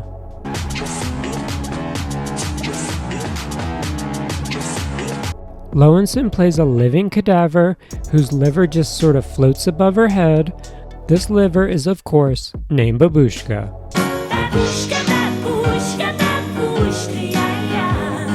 Kate Bush is a cult leader who wants people to disembowel themselves to show the world the true booty, Miss New Booty. Get it right and get inside! True beauty hiding within. Your beauty might be a booty, we don't know. The film is essentially about cops trying to show up to the crime scene and being stuck in a time loop, repeating the events of the crime scene as well as the interrogation afterwards. The more they become involved with Kate Bush's cult, the less sense they can make of their own reality. Lowenson gets a wonderful monologue about her own disembowelment as she tries to give words to Babushka. It's slightly monstrous. Not a typical beauty, but this is no reason, of course. You see, it wants to conquer the world. It could have a big career, you know. Miss Intestine 2017. A sack that both wants to run for Miss America and take over the world. She can literally do it all. There's a scene where the cops masturbate their noses.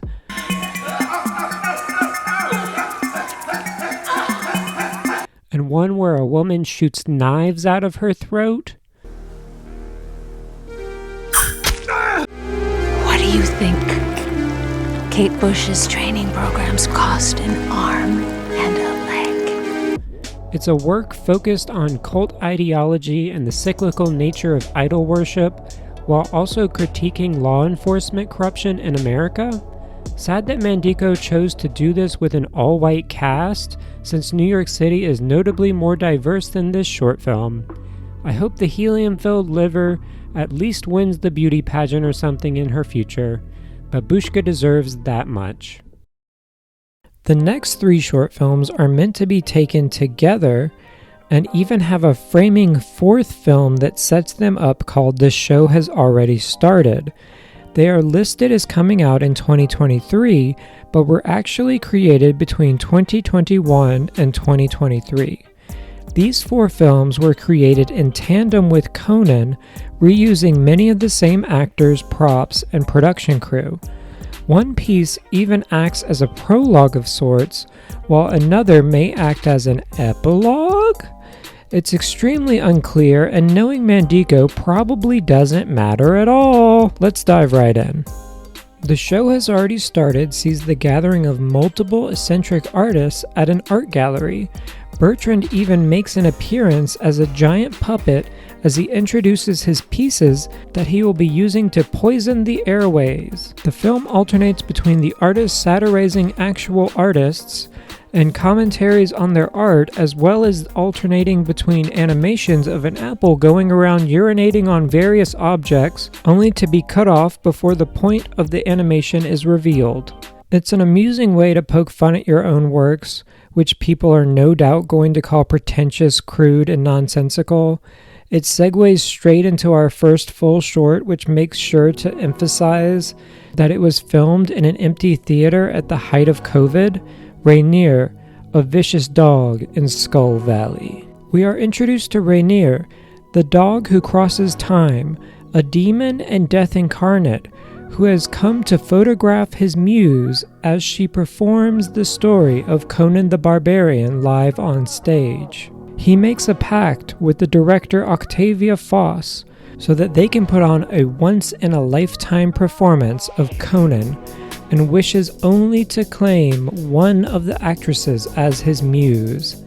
Each actress reveals their truth, and each truth is the same. They died before they could achieve their dream, to perform their own original play, an all-female performance of Conann the Barbarian, in which generations of women who kill each other, fuck, betray each other, embrace and love one another in a world doomed to disappear. It's a world much like the play we are watching, a play the women put on for no audience as they tear each other apart and lie to themselves to try to stay sane through a time of isolation and disease, but ultimately fail. In the end, it is the truth that wins. It destroys the theater. It destroys art, lies, and escapes from reality, leaving only Rainier left with his photographs. The next film, We Barbarians, follows 4 actresses as they lead us through sets seemingly personally created for them as they each descend to the depths of hell.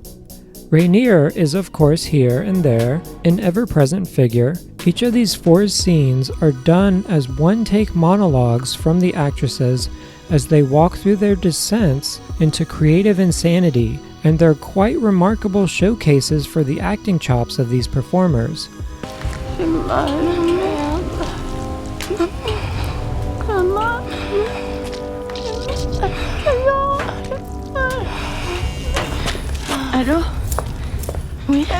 Many of the actresses from the short and the previous one will be in She is Conann, as many elements will carry over directly. So if you're interested, I highly recommend checking out these shorts to highlight the experience, even though it isn't entirely necessary.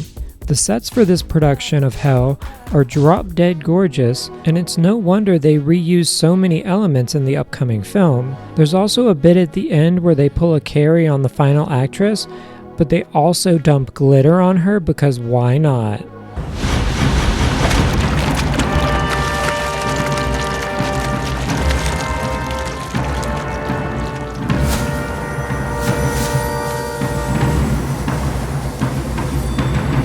The last short film is The Last Cartoon. I'm not entirely sure what these images are displaying. I think there's supposed to be 3 different interpretations of what the last piece of cinema will ever be. The first is an abstract series of primordial images showing the end of days. The second is a gathering of artists in an apocalyptic, terrifying wasteland. This is the optimistic take on the world's finale. The final pessimistic take is a world where art and cinema have been drained of all value and worth by man, left a husk to bleed out on a soiled mattress. If only there were any blood left. Il compte les billets et le temps qu'il lui reste à vivre. Did you say last short film? Does that mean we can finally get back to the good stuff? Yes, that's the last short film, which means the last feature-length film too, Trevor. That means we can also escape your constant nagging soon. Who, me? You can never be free of Trevor. I will always be there scratching at the back of your skull. You know you want to try cannibalism, Just a little taste? No, I don't. Okay, well, how about this? We can marathon all the Christopher Nolan movies. Oh, anything but that. Make it stop. Get out of my head. Ah!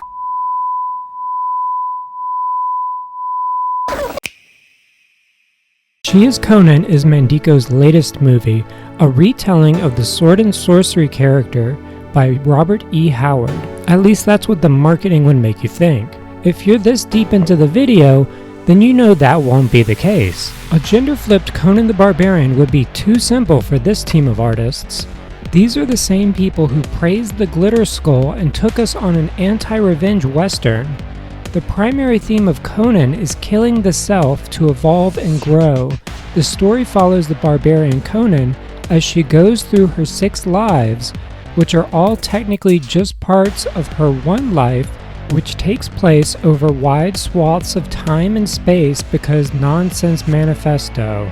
The movie opens in an underworld hair salon where we are introduced to our narrator Rainier, the hellhound played by everyone's favorite Alina Lowenson. Rainier leads an old lady to Conann, Queen of Hell, and tells her she can replace Conann if she is more barbaric. That's the same lady, but one has a plastic trash bag on her shoulders. So they're just both Conann, right?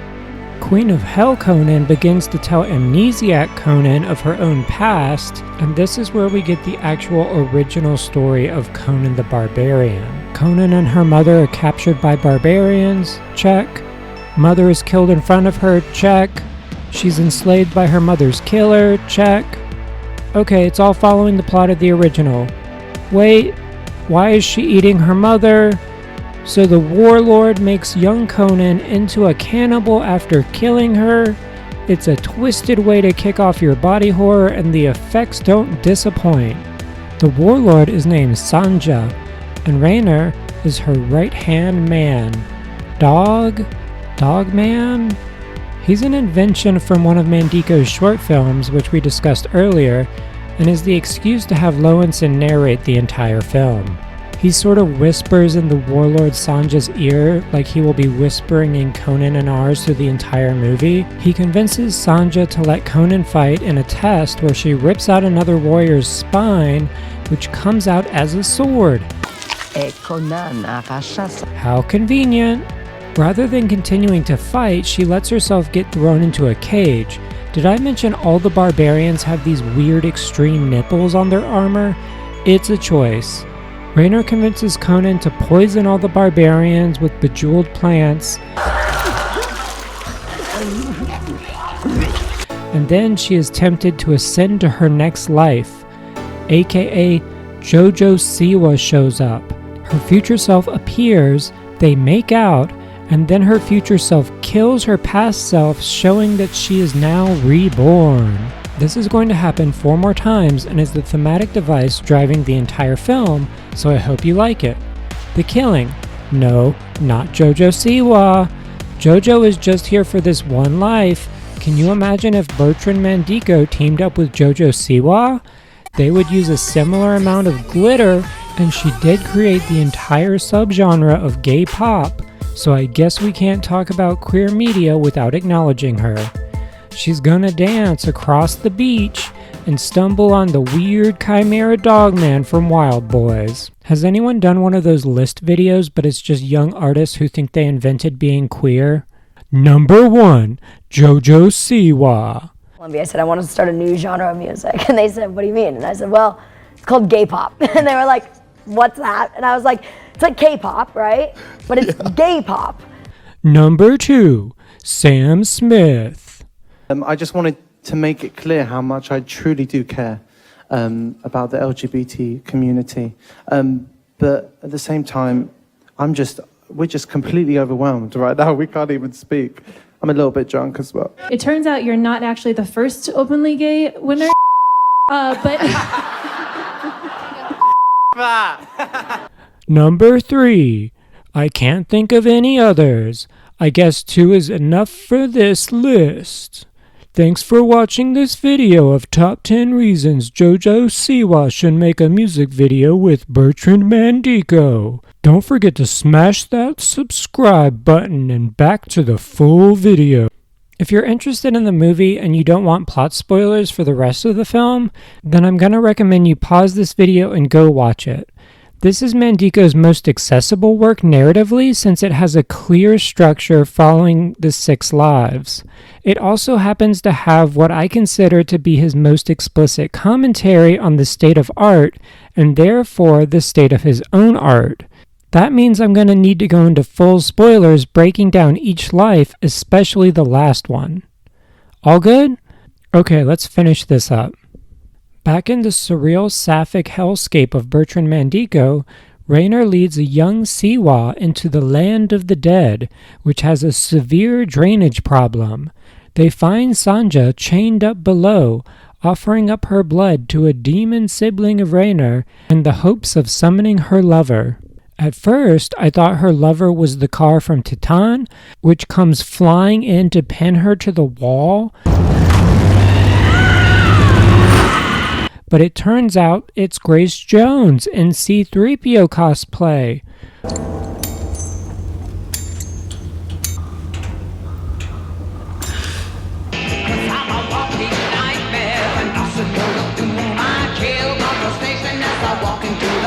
First Kate Bush, now Grace Jones, all my favorite divas are here. Jojo Conann confronts them and twist, Grace Jones is actually another version of Conann. They're all Conann. She kills her younger self and this time is reborn as Sanja's lover. They make a deal with Raynor, a chance to start over in 1998 in a little town called the Bronx. An extremely specific time and place for a film on the Nonsense Manifesto. All of this is in exchange for their memories and eternal souls. I'm sure this will go well. Conann, now a stunt woman in the Bronx, gets her throat cut on her own sword after a stunt goes bad.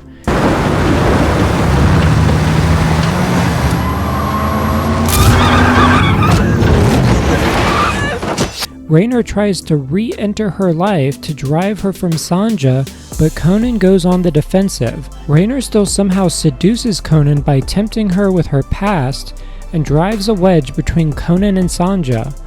Raynor reveals that Conann died during the stunt. This is where the movie really started to lose me.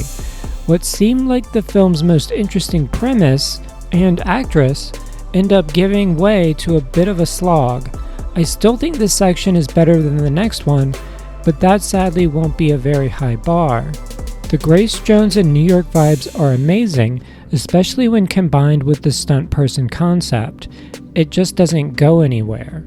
It seems she died from her stunt work, but she's immortal due to the pact with Raynor, so she just keeps trekking on. They never go deeper into the relationship between Conann and Sanja except that they were passionate lovers. Okay, great. But what about their emotional relationship? There's also a really funny line when Sanja finds out Conann cheated with Raynor. Only rule was no animals. It's not a dog. It's Raynor. Raynor restores Conann's memories, and she seemingly loses control of her body as the past hatred for Sanja takes over and forces her to kill.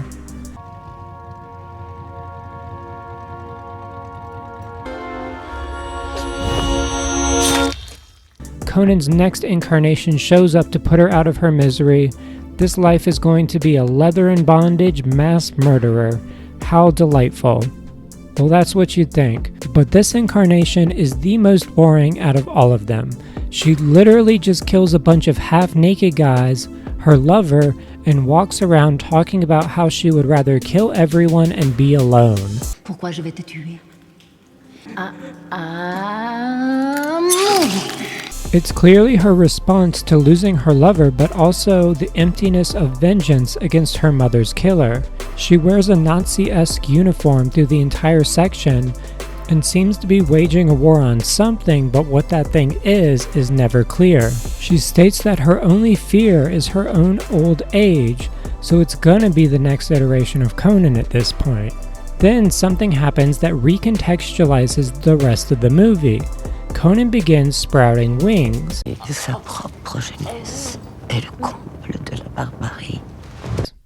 A bunch of people chase her around, filming her on their smartphones. Elder Conann shows up like an angel of death, and then it is revealed that the eldest version of Conann is an extremely wealthy businesswoman who wants to be immortalized through art. How is she going to achieve this? Through a portrait? A documentary or biopic? Nah, she is going to feed her carcass to 6 of the greatest modern artists in exchange for her massive fortune. By doing so, she will live on through their art, and they will use her money to create said art. It's a direct callback to her cannibalizing her mother's corpse, but also a reframing of her 6 lives, now as 6 different artists. One artist, the musical artist Lux, refuses to participate in the cannibalism, but the other 5 are ready to chow down and get rich. Lux states that if they consume Conann, then all of their art will be corrupt, tainted, and create a plague that spreads a disease to all other art. Conann has to be prepared in order to be palatable for the artists. And then I assume those artists will take her story and regurgitate it to the masses over and over, spreading the story of the barbarian until the end of time, allowing her to become truly immortal. I find it funny that she is still seemingly immortal as she has herself anesthetized, butchered, and fed to the artists, all while Raynor watches. He takes her heart before the meal begins. A meal which is truly gruesome, by the way. The sound design here is something else. Libre à vous de laisser la fortune ou de le mangeau qui nourrit les artistes et continuer à vivre en tout. After their big meal and a sweet surprise hiding in the head, Lux shows up and guns down all 5 of the gluttonous artists.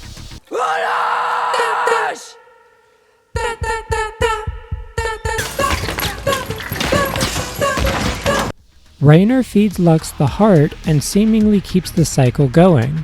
Conann is damned to hell where she is forced to lose her memories and then relive the horrors of her life over and over again.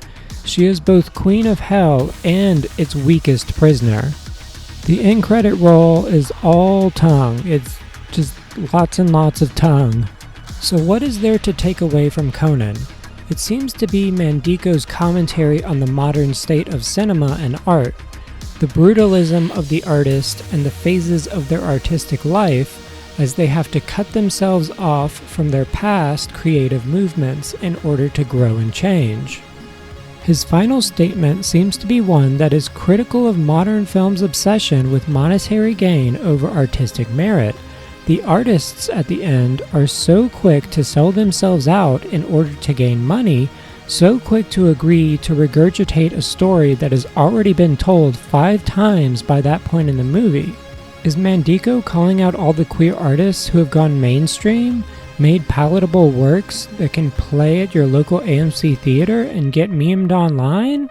Yeah, probably. I think a lot of people will call Mandiko's movies pretentious and mock them as style over substance, to which I'll say, yeah, they are.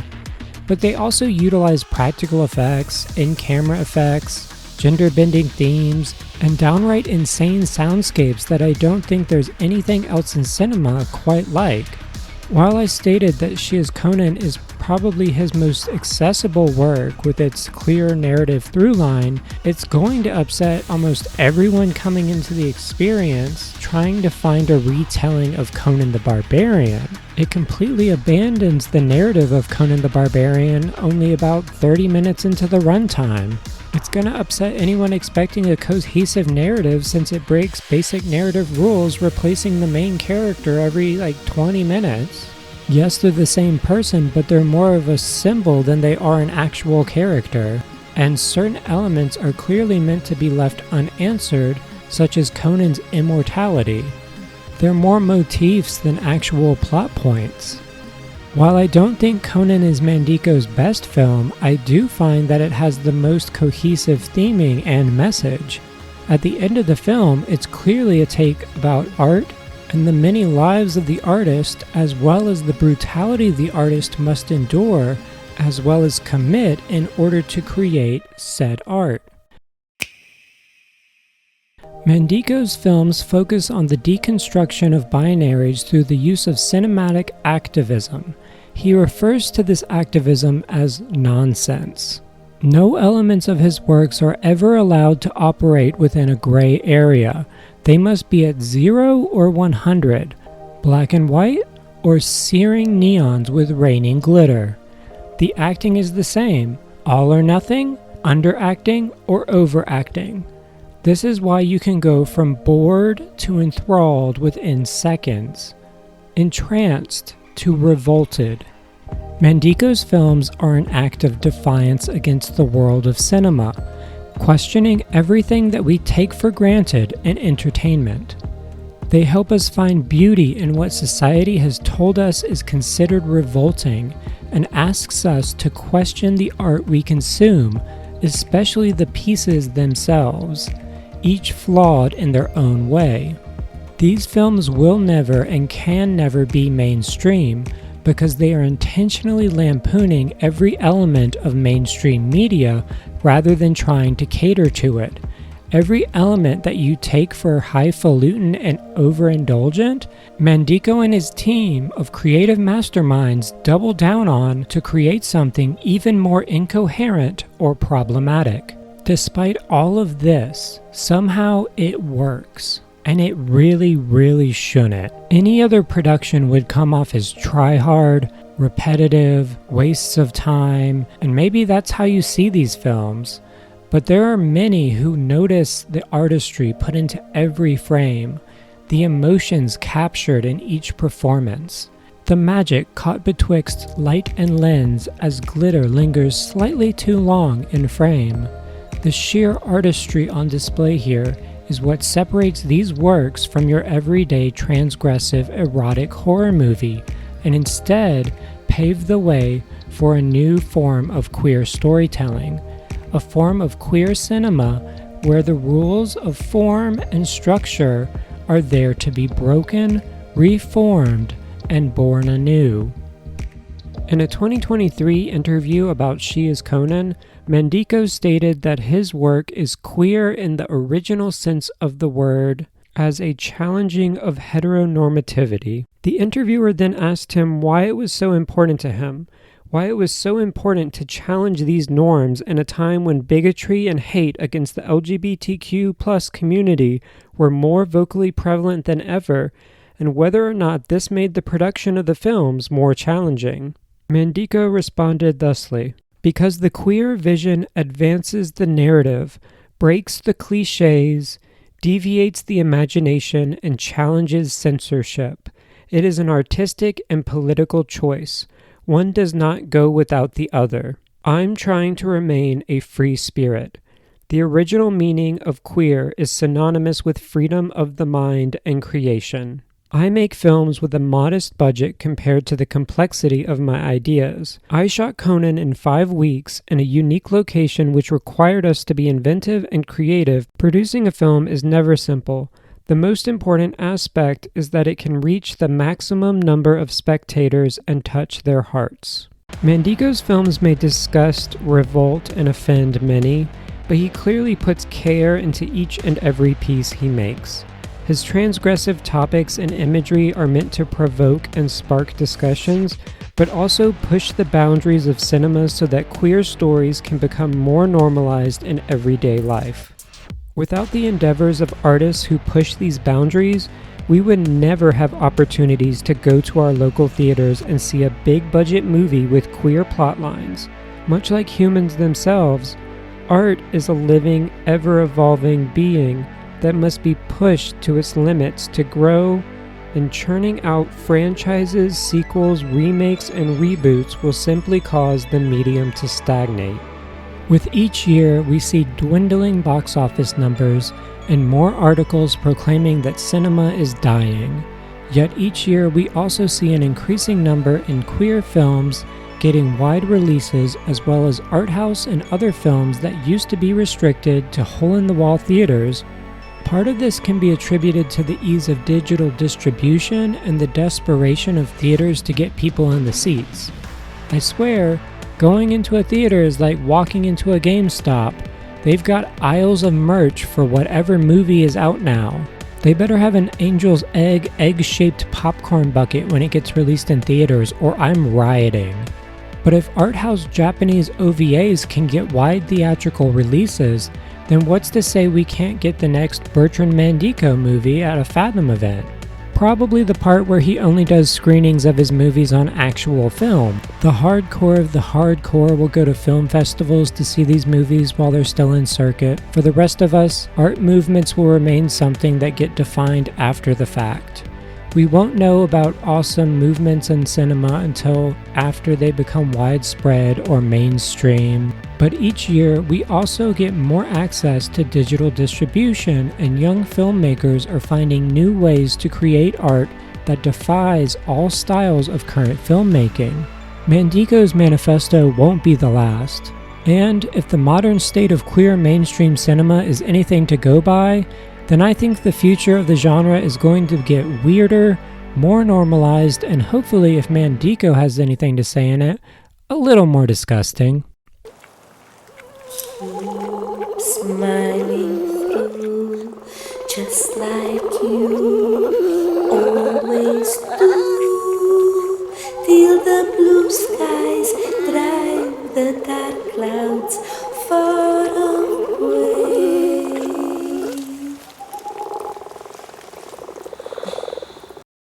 Oh, you're still here? Wow, you must have fallen asleep or something. If you're still awake and watching this, then I'd like to thank you so much.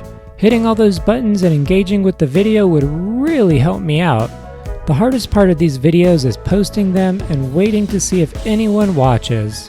Speaking of which, if you really enjoyed it, then you can see more exclusive videos for only $1 on my Patreon at patreon.com/obliviousben. It's only with the support of amazing patrons like Blake Partridge that I can keep making weird stuff like this, and by donating as little as $1 a month, you can get access to exclusive video updates, scripts, and early previews. I'd also like to shout out Moe Chicken, who did all the character art for my avatar. He's extremely talented, and if you want to see some chill video game content or some of his cool animations, then check out his channel linked below. A big thanks goes out to Brutal Moose, who did the voice of Trevor. If he sounded familiar, yeah, that's him. He's evolved from a talking food box to a crystal skull. With that, keep it weird, and I hope to see you in the next video. Scheme, be afraid, love more to make a visit than a poem. No, thank you.